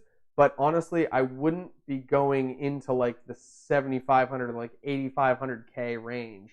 I wouldn't go down into the 2,000K range just because, you know, going much further than, I think that was brightness. Yeah, there we go. Going much further than, what is this? This is 3,200K. It just gets too warm. And I get that this is daylight balanced, so I could switch to, let's see what it looks like in incandescent. All right, here's our incandescent lighting. That backlight is now going to look really blue, but this front light, yeah, should look almost white. So this is how you can use your color balances in different ways. I don't have any RGB going on in the background right now, but you know, if I crank this light up, you can see that I am, I have like balanced looking light on my face. I think I would have to adjust just a little bit. No, yeah, okay. No, that's good. That's good. So I get nice skin tones here. I just have to move this so I can actually see it. And there we go. Okay. So I get nice skin tones here, but then I get this blue rim light over here. So that's what happens when you do those changes. Daryl Henry, Aaron Eckhart is Harvey Dent. Gotcha. Yeah. Okay. So it was Aaron Eckhart has those split lighting like setups on them. Gotcha.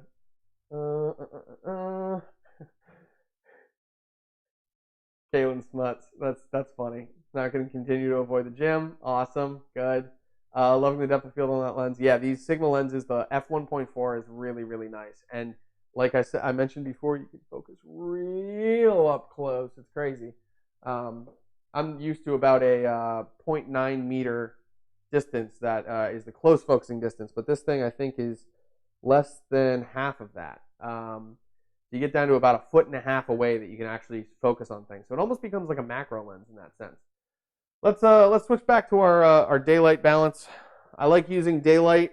It leaves the rest of the room a little bit more balanced, in my opinion. So incandescent lights will look super orange like this, as you can see.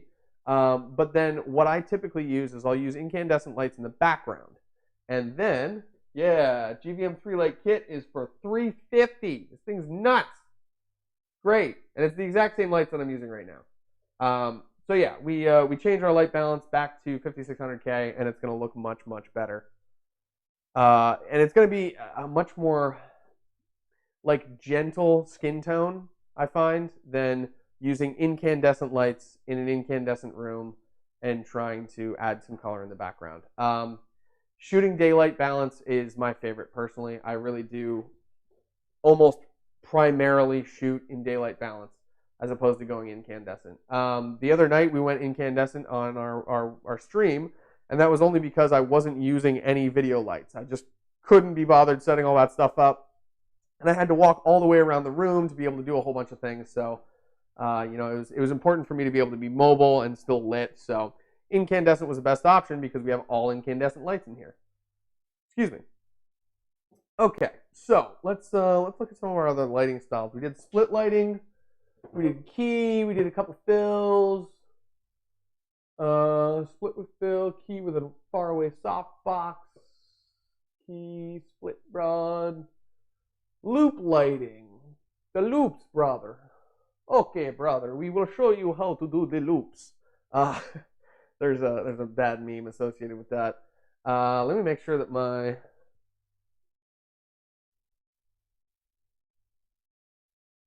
Ooh, Daryl Henry. They are RGB. Are those the 800D lights? Because I don't think I put those on the list yet. These ones are the GVM Master Series, so they're a little bit more expensive for a bicolor light, but they have phenomenal color rendering index. It's 97 plus, which means that you get really, really high color rendering. It makes your skin tones look nice like this. So having that, in my opinion, is very, sorry, I just tapped you in the ear. Having that, in my opinion, is very important.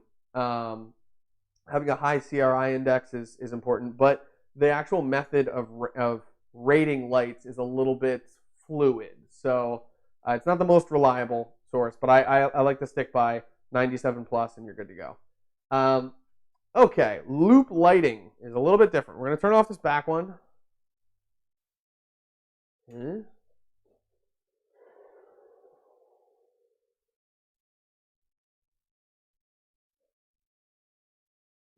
Okay, so loop lighting is going to be very similar to Rembrandt lighting, but you're not going to separate the triangle. And you'll see what I mean in a second. So with Rembrandt lighting, you're going across, wait for it. I'll move some stuff out of the way. There we've got Rembrandt lighting. All right, so I have that triangle on my cheek. You see how the shadow in here, up in my nose, connects, this is so hard to do looking into a mirror, connects with the shadow on my cheek. That's Rembrandt lighting. But as soon as I start moving this back, and right about, oh, come on. All right, moving it back, and right about there, you see that shadow? I can kind of turn my head and show you. So there's Rembrandt lighting, and there. That shadow separates. Under your nose becomes a loop of light. That's the distinction with loop lighting. So, to show you from the front, I would have to bring this more like that. No, a little back. Okay. And then here, this is where you're kind of getting loop lighting, where there's that little loop of shadow coming off my nose, but it's not quite completely separating this part. I know it's a very fine difference. Like it's kind of seems like you're nitpicking at this point, but there's different reasons to do lighting like this. Like if you can't have a fill light on your subject, for instance, if you're working with a single light and you want it to be like a little bit more pleasing than and not quite as dramatic as would normally be with a single light. You can also use it in addition to some hair lights or backlights to really just fill in a face, but do it in sort of like a more pleasing way. So let's move this back this direction. And here you can kind of see what I mean. I'm going to turn this light down. There we go. Okay. So here you can kind of see what I mean, where you can catch a little reflection on the side of the head, side of the face, and yet you still have very pleasant lighting on the actual face. Like it's dramatic enough on the shadowy side, on the short side, and yet still you have a full fill on the key side. So yeah, this is going to be our loop lighting with a hair light right there. Lovely. Sorry, you got to look at my mug for this, but we'll get some models in here at some point. And we'll have some fun. It'll be cool. Let's see. Next lighting setup. I'm going to switch over here. Butterfly. Okay, let's take a look at this one. This one's going to be a bit of a challenge to show you, but I think I can do it. I think I can. I might have to get... No, I'm not going to be able to get a C-stand out. Okay, so... Yeah, butterfly lighting might be difficult because it's basically right in front of you. I'll do it handheld. It's going to be a little more difficult to show you, but basically if I put up loop light or butterfly lighting right in front of you right now, there's going to be a light pole right here. Oh, that autofocus. Nice. Okay, that's super cool that those lights are RGB. I'm excited to check that out. Daryl Henry, were those the 800D lights or the GVM Master Series? Because if they've made the Master Series RGB and I didn't hear about it, I'll be very upset. Oh, there's underlighting for horror movies. Okay, so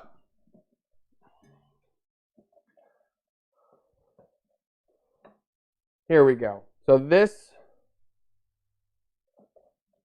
Still not quite bright enough. Need a little bit more extreme lighting, and it works better with a more direct light, like something that's soft like this. A panel is going to give you less defined shadows.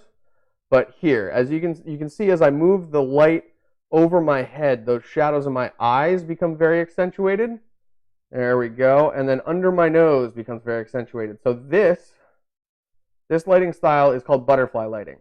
You have the butterfly under the nose. You can kind of see it there. And you have really good lighting on the front of the face. You get catch lights in the eyes. You get some cool stuff depending on where you actually place the light, forward or back. You still get those catch lights. And it can look really, really cool, but it's a hard setup to do and still have, room to actually shoot it. So to do that lighting setup, here we go. To do a lighting setup like that and make it effective, nope, turn it up. There we go. Okay, so to do that and to make that effective, basically you're going to have a C-stand or something tall that has an arm that moves over, because you want to be basically standing directly under the light that's falling on your subject. They're going to be facing you dead on, and to get that lighting, it's a bit of a challenge. So challenge yourself. Try and do some butterfly lighting, some badger lighting, some weird stuff. And take some photos that are looking really good. I would love to see photos in the comments of these things. If you have any examples of things that you've done after these videos, or things that are in conjunction with these videos, things that have to do with what we've been talking about, post them in the comments below. I would love to chat with you about them. I'm going to be opening up my my group soon. It's still going to remain private, but you can apply and get approved. It's going to be the full coverage FCMG preview crew, it's called, where we can all put up images that we've taken non-publicly and post them so that people can give critiques and reviews, and hey, maybe try editing it this way, or even take the image and do an edit and bring it back to you. I want to create a supportive community of people who are helping to answer each other's questions and find answers for the questions that everyone has. So at some point, I would love to get you all involved in that. The way to get in right now is if you go to patreon.com/FCMG, you can find our Patreon. And there you can get access to our private Facebook group as well as private Discord group. And I play a bunch of video games and do this stuff at night. So you can hop into that Discord chat and either ask me a question about photo video stuff. I always am doing those AMAs. If you ever see me online, ask me anything. Or you can send me messages directly through there. There will be a couple of people in those chats that can help answer some questions and help guide some learning. So yeah, it's hopefully going to be a really good resource, and I would love to see you all there. That would be super fantastic. All of the proceeds from that go directly to these streams. It has nothing to do with me getting paid. It has to do with adding production value, getting people involved, having editors on board, and making this really something that we can all gain from, and that's the whole idea for this. So I really appreciate having everyone here for the producer's log, and we're gonna keep going. We got some more stuff to cover. So I do want to show you badger lighting right now. I'm just going to show you my bald head.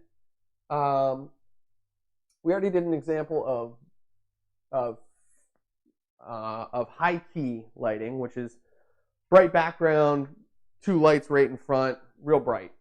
But let's mess with some badger lighting right now. This stuff is weird and it's super cool.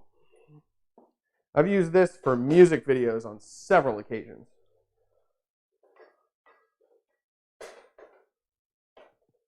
Okay, there we go. Wrap that around so it's not pulling on your cable. And then this one,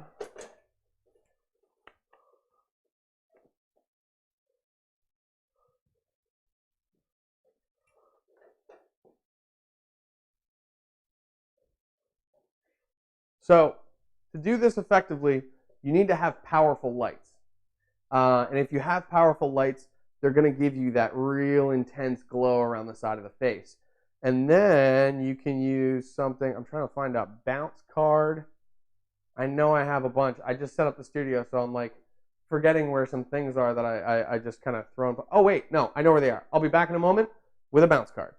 And I'm going to pull up in the chat so I can actually see what you're saying. Okay, right back. There we go. Got some mail.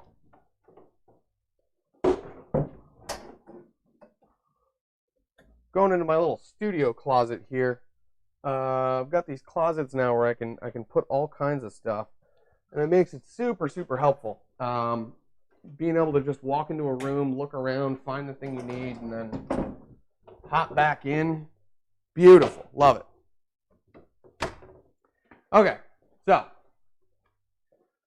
this is badger lighting. Called that because it gives you that badger stripe, the dark stripe down the center. And a lot of situations, it's going to be way too bright. So the front of your subject becomes really dark and shadowed. But you can use things like these bounce cards. They go like this. Watch.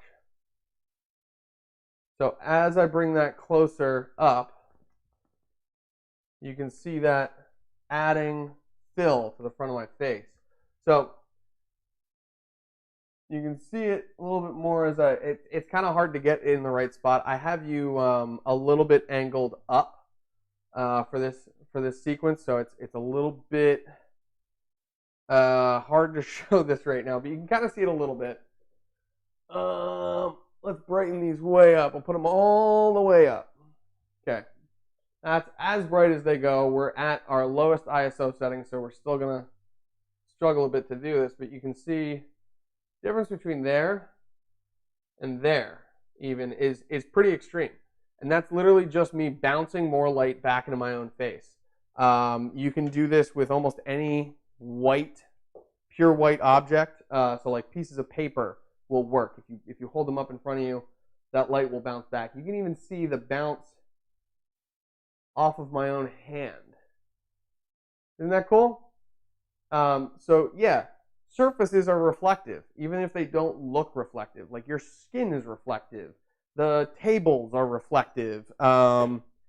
Anything that's light colored is gonna still work as a bounce. So let's see if I can give you a weird example of this. I think I've got some records over here that have white cases on them. Yes, I have records. Something French here. Interesting. Okay. Let's find something that's got a good, mostly white back to it. I think this one's going to be our best bet. Okay. Not ideal. Oh, interesting. This is Grimm's Fairy Tales told by Danny Kaye. Wow. Okay, so here. You'll see, as I bring that up close to my face, changes the brightness. Big time. Big time. And this doesn't take a battery, not powered at all. It's just a piece of paper, literally, a piece of white paper. It's not even completely white paper. Look at that. But yeah, just using a sort of bounce like that creates a little bit going back into the person's face, and it can be fantastic. The bounce that I'm using is not aluminum. The bounce that I'm using is literally just one of those cheap white ones. I believe this is a Westcott one, but I do have a lot of newer bounces. This is a Savage bounce. It does have the gold side as well. It does have the silver, and it does have black as well. You can do some really cool things with black objects too. I was talking about neutral density, or negative fill earlier. So let's flip this inside out. We can get the silver and the black sides, and I'll show you some effects of those. There we go. There we go. Getting these 5-in-1 bounce rings and all that stuff can be fantastic. So here we go. Here's the silver side. Now you can see it's a whole lot sharper. So I typically use white because they're going to be more diffused. It's going to be a little less sharp. But look at that. Look at that. Big difference. So here, there. and this one can still stay out of the shot pretty well. Look at that. Yeah, very nice. And then negative fill. So negative fill will create shadow, which is pretty cool. This is probably a bad example of how to use this. So let's show you a good example. All right. That is way too bright. Woo! Spicy. All right. Lovely. There we go. Let's turn this one off. Okay. So here we go. Give you an example. Negative fill. It's going to work really well. Okay. So standing here, which side is this going to show on? How do I show this to camera? No. All right, so this isn't going to show too much, but basically you can use the dark side of these things to shadow, to add some shadow. In circumstances where you have a whole lot of light bouncing around, like if this was like turned way, way up, you know, if I turn that all the way up, and say I was like near a wall, you would see a lot more of that negative fill effect because there would be some bounce coming off this side. So let's just sort of pretend for a second here. This is going to be a much more obvious example. So your light is shining this direction. There's a wall over here that is bouncing back at you. Don't look directly into the lights as they go on. My bad. So you're getting just a little bit of bounce back from this wall. You can kind of see it as you move it in there. So if you add that negative fill, you know, say this is just a white wall next to me, that bounce would get blocked basically by your negative fill. And the closer you can add it, the more that shadow is going to wrap around. Obviously, it's going to be the opposite of your other thing. Maybe try hard side of bounce. Yeah, badger lighting. Yeah, Daryl Henry, that's a good one. So these bounces are the hard side is going to be my silver side. I only have silver, gold, black, and white. And then there's also this thing in the center, which is called a silk. These are easy ways to make your lights larger. So you can take, like say, this guy right here. We're going to turn, nope. I turn this one all the way up.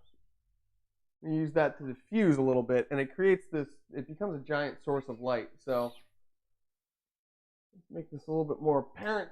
So we're going to backlight. You can see me here. Let's go like that. And then as I put this up, you'll see it not only gets softer, but it wraps the light more around my face. So here, the light ends right there, right on those lines. Here, carries a little bit more across my face, much more pleasant light, much softer and smoother. So yeah, these light modifiers can be really, really handy when you're trying to do creative things with lighting. Let's get in here. Look at our last couple of lighting setups. We got some weird ones. Here's just my eyes for reference for now. Let's see. Clamshell is going to be rough for us to show. It's going to be like the other one where we basically can't have a pole right in front of the camera. So I'll do those another time when I have C-stand set up. I do have a couple of those here. Loop and background light, that we already did. Loop with rim light, we already did. Hard key with kickers, key, fill, and hair, key and fill. We did those on another episode. Yeah, okay. And then the last thing is colored gels. So, all right, so you've got your lighting set up. You got something nice and dramatic. Let's put this a little bit further behind so we get that, nice line there. So one thing that you can do in addition to the contrast of your lights. So we have light places and we have shadowed places. So white and black, that's the contrast that we're working with these lights, right? So what if we can't get the right amount of contrast, or there's too much contrast, or just something like that. We need to dial in something else other than white and black for contrast. The way to do that is with color. So if you look at a color wheel, there's the colors straight across, I believe, are called complementary colors. So you get things like orange and blue. You get yellow and purple. You get red and green, maybe, I think. I forget. Red, no, it would be kind of in between green and yellow. Anyway, or green and blue. So it'd be like red and cyan or something like that. But basically, you're finding these complementary colors because they contrast each other. Having opposite colors on the color wheel and using those in your images can really make people stand up off of backgrounds and make it a lot easier to discern your subject from your background. So I'm going to pop on another light. This is the GVM 50RS. This is their big RGB panel, and it does by color as well. So I can flick it on and use it as a third light. I really love bringing on photo shoots just for that reason. You can set it to 5600K, and then you're good to go. But then you can also tap it over, and then suddenly you got blue light in your background. Let's make that more apparent too. Okay, so we're gonna pop this. We're gonna hit this wall with blue. We're gonna be careful not to oversaturate because that can be really rough. And then all of a sudden, look at how well I stand off on that background and how much warmer my skin looks because of it. Adding this this color contrast, I can't see the chat, I just realized. Adding this color contrast can be a great way to make your subject stand out. You can see here I've got that nice orange of my flesh tone, and there's the blue in the background. For darker complexions, you can adjust that lighting accordingly and get some really, really beautiful contrast. Like having like a green in the background with someone who's got darker complexion can really make them stand out. But you don't want that green to be shining on the actual person because green on flesh makes people look a little sick. You know, looking green on the gills. So this is a really good way to set up a photo shoot or a video shoot and to get your subjects separated from the background. Like if you don't have necessarily a hair light or a rim light or anything like that, even just like this, you can see it still creates a ton of contrast between me and the background, because now my shadowed areas are not just blending in with a black background or a dark background, and my light areas are not blending in with the whitest parts of my background. So it just gives you a bunch of more room to play.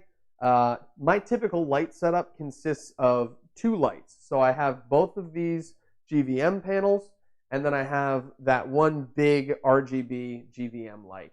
I can use that as another light if need be, but that's typically how I light. And I like to do 2 lights per subject. So we have a key light and a fill, key and a fill or a hair light for every person. Let's adjust this a little bit. So a key light and a hair light for every person helps them stand up off the background. I'm going to lower this again so it goes on my shoulder. There we go. All right, so you have a key light and a fill light and a hair light, and then you also have some sort of color in the background. If you have, say you have 2 subjects sitting there for an interview, you can kind of get away with using your key light for one person as your hair light for the other person, or vice versa. You can just do some really interesting setups with that help fill everyone in, and they all kind of work together. But it really depends on your placement of people. And we'll talk about that at another time. That's a whole conversation in and of itself.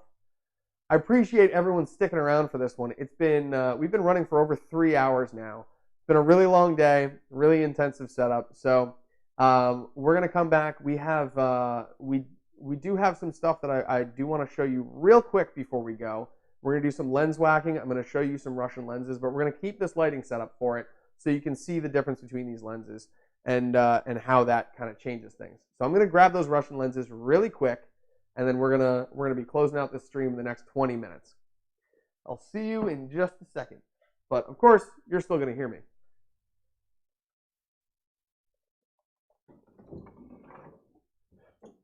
Okay, get my little manual lens kit here. So when you're working with mirrorless cameras, they're using an electronic shutter, an electronic control of lenses, and a lot of these lenses don't actually have manual contacts for like aperture or something like that. So there's no really way to like hold the aperture open or open the aperture all the way unless you have it connected to a body. So I'm going to have to take this lens off, switch it out for an adapter and other lenses, and then I can actually show you what I'm trying to show you here. We'll start off with just putting the Russian lenses on, and then we will move to messing around with them. I'm doing some lens whacking. All right, so this is my 37 mil. Let's get to something else here. Not those.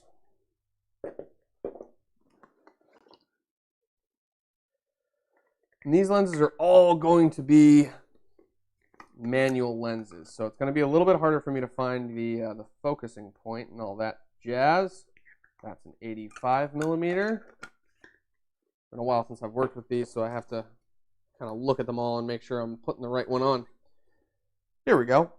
Yeah, 58 millimeter. This is the Helios 44M. Okay, M42 to next. So, all right. They just appear out of nowhere like that.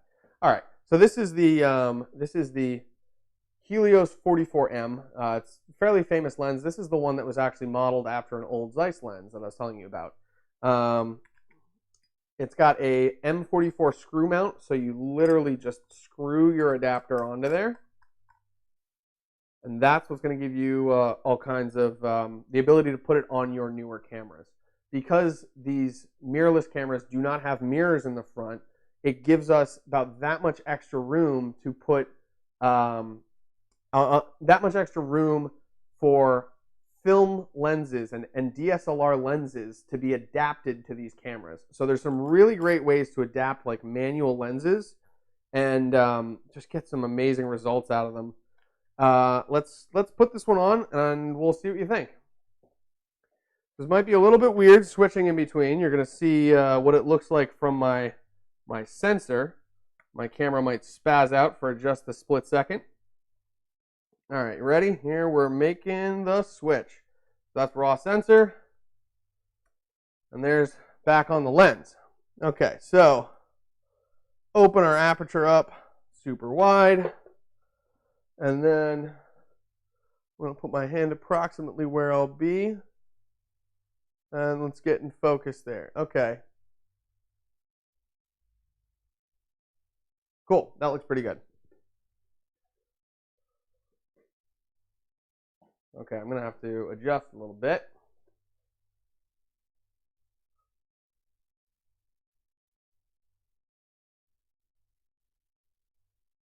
All right. Should be somewhere in that range. Okay, my focus is a little too far away still. It's hard doing this when you're just, one person in a studio. Okay, so just behind that hand. Looks like I have to tilt my camera up a bit too. Unless I've somehow gotten taller in the last few seconds. All right, so here we go. This is the, it's a F2 lens, I want to say. What is the thing on here? M4, 58. I can look this up, actually. Okay, so I'm going to look this lens up, but you can see there's some nice characteristics to this lens. I might have to up my ISO just a touch. Or, actually, you know what? I can lower my shutter speed. I'm not having to battle that as much. Okay. Let's see here. Yeah, there we go. So I lowered my shutter speed, and now this matches my exposure on the 5614 much better. That was set at 1.6. Or did I have it? No, I had it set to 1.4. Okay, so that was set to 1.4. This is going to be an F. That's what I was just looking up. Helios 44M F2. Yeah, okay, so that's F2.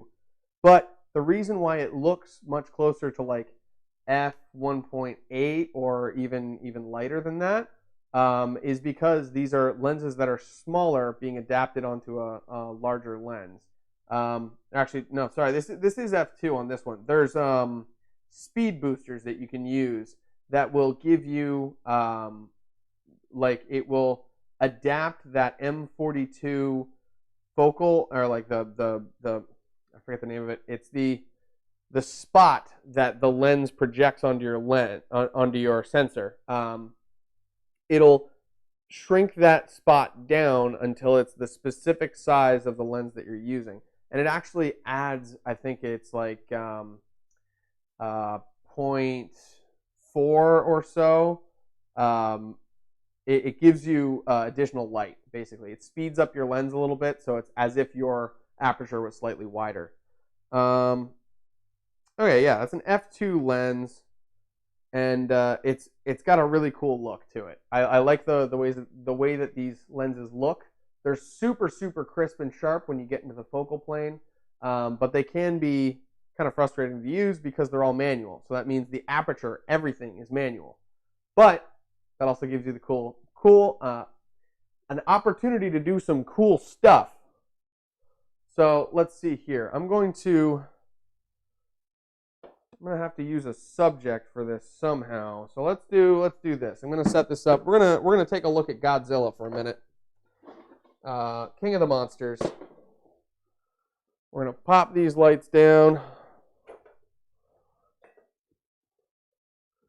Give him a sweet, dramatic lighting setup. He's a little bit dirty right now. I just brought him back from storage for about 30 years. And all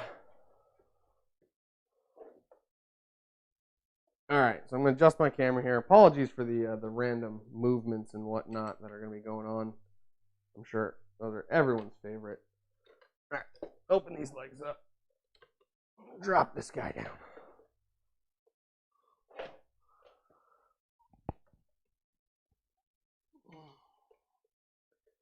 Here we go. Level this thing out. Sweet. Okay, so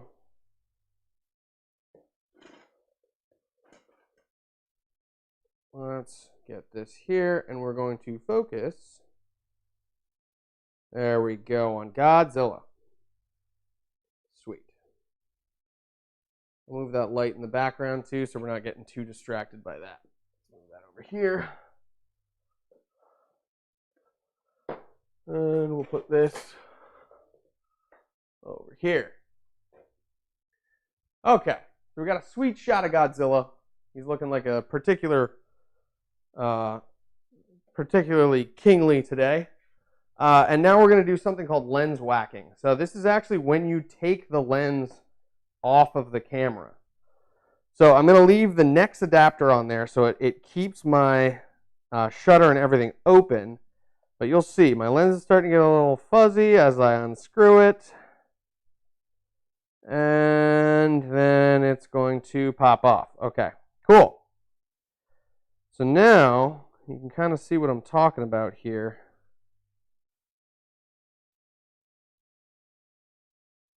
With lens whacking, you can adjust your focus ring manually and the angle of view at which you're getting your subject. So like I'm not moving my camera at all right now, actually. I'm holding the lens physically in front of the sensor and just shifting it around a little bit to get these. There, you see that? So now I have like a what would you call that? A planar lens where you can adjust the plane of focus and do like you can do things a lot like tilt shift lenses or whatnot.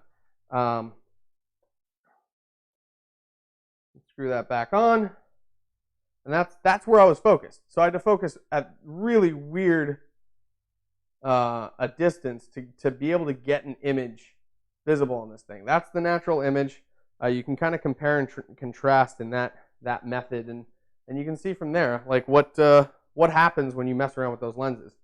So I'm gonna grab this really quick. I'm going to walk over here. Alrighty, let's get over this way. Cool. Okay, Daryl Henry, thank you for watching. I always appreciate it. Sweet. It's good to see you. It's been good, really awesome seeing everyone. I really appreciate you sticking around for 3 hours and like 20 minutes of actually more than that, 3 hours and 3.5 hours of chatting about video stuff. I really appreciate you sticking around. It's always great to have you here. I'll be on later tonight on FCMG_stay on Twitch. Find me there, follow me. I really, really appreciate it. I'm looking for subscribers and trying to get more content out there so I can be doing this live stuff hopefully on a daily basis. I want to keep weekends off except for Sunday afternoon and evening where we do long streams and we hang out for a while. So if you ever have any questions, find me over there. FCMG Stay on Instagram, Facebook, and Twitter. And also Full Coverage Media Group on Facebook. And that's also my website and all that stuff. So if you ever want to get in touch with me personally, you can go to my website, fullcoveragemediagroup.com, send us a message, or any of those other places. Also, I'm trying to make this a regular thing, as I mentioned. So patreon.com/FCMG. If you go there, I think you can subscribe for $1 a month, $5, and $10 a month, and you get added into our private groups where you can ask questions, and you can also post to multiple people in the preview crew and ask for advice and critiques and all that stuff. And I make sure to moderate that group so that everyone there is they're doing their best to give you positive feedback in a timely manner, and offer advice as opposed to just say, hey, that photo sucks. It's not like that. It's one of those nice places where you can go and send a message. So here, I'll send you the Patreon link here, patreon.com/FCMG. That's where you can find us on Patreon. I would love it if you subscribed and became one of our patrons. It would be a huge help. And as always, all the proceeds to all of these streams go to, I just realized I have to put my filter back on. All of these, oh yeah, look at that. Okay. All of the proceeds that these streams make go directly back into the stream. So that means that we're going to have more guests on here for podcasts, which I would love to start streaming live. And also people in here for gaming, for photo shoots, and for all kinds of cool productions here that we're going to bring to you. I'll be doing some stuff out in the field every now and then, mobile, and that will also be on FCMG_stay on Twitch. So definitely go follow there, or hit us up on Patreon. Either way, I really appreciate you joining us today. This was a long one, but yeah, your questions were so great. I couldn't stop answering them. So I'll catch you next time. Until then, this has been the Producer's Log. Thank you so much for watching. It's been a great time. Peace.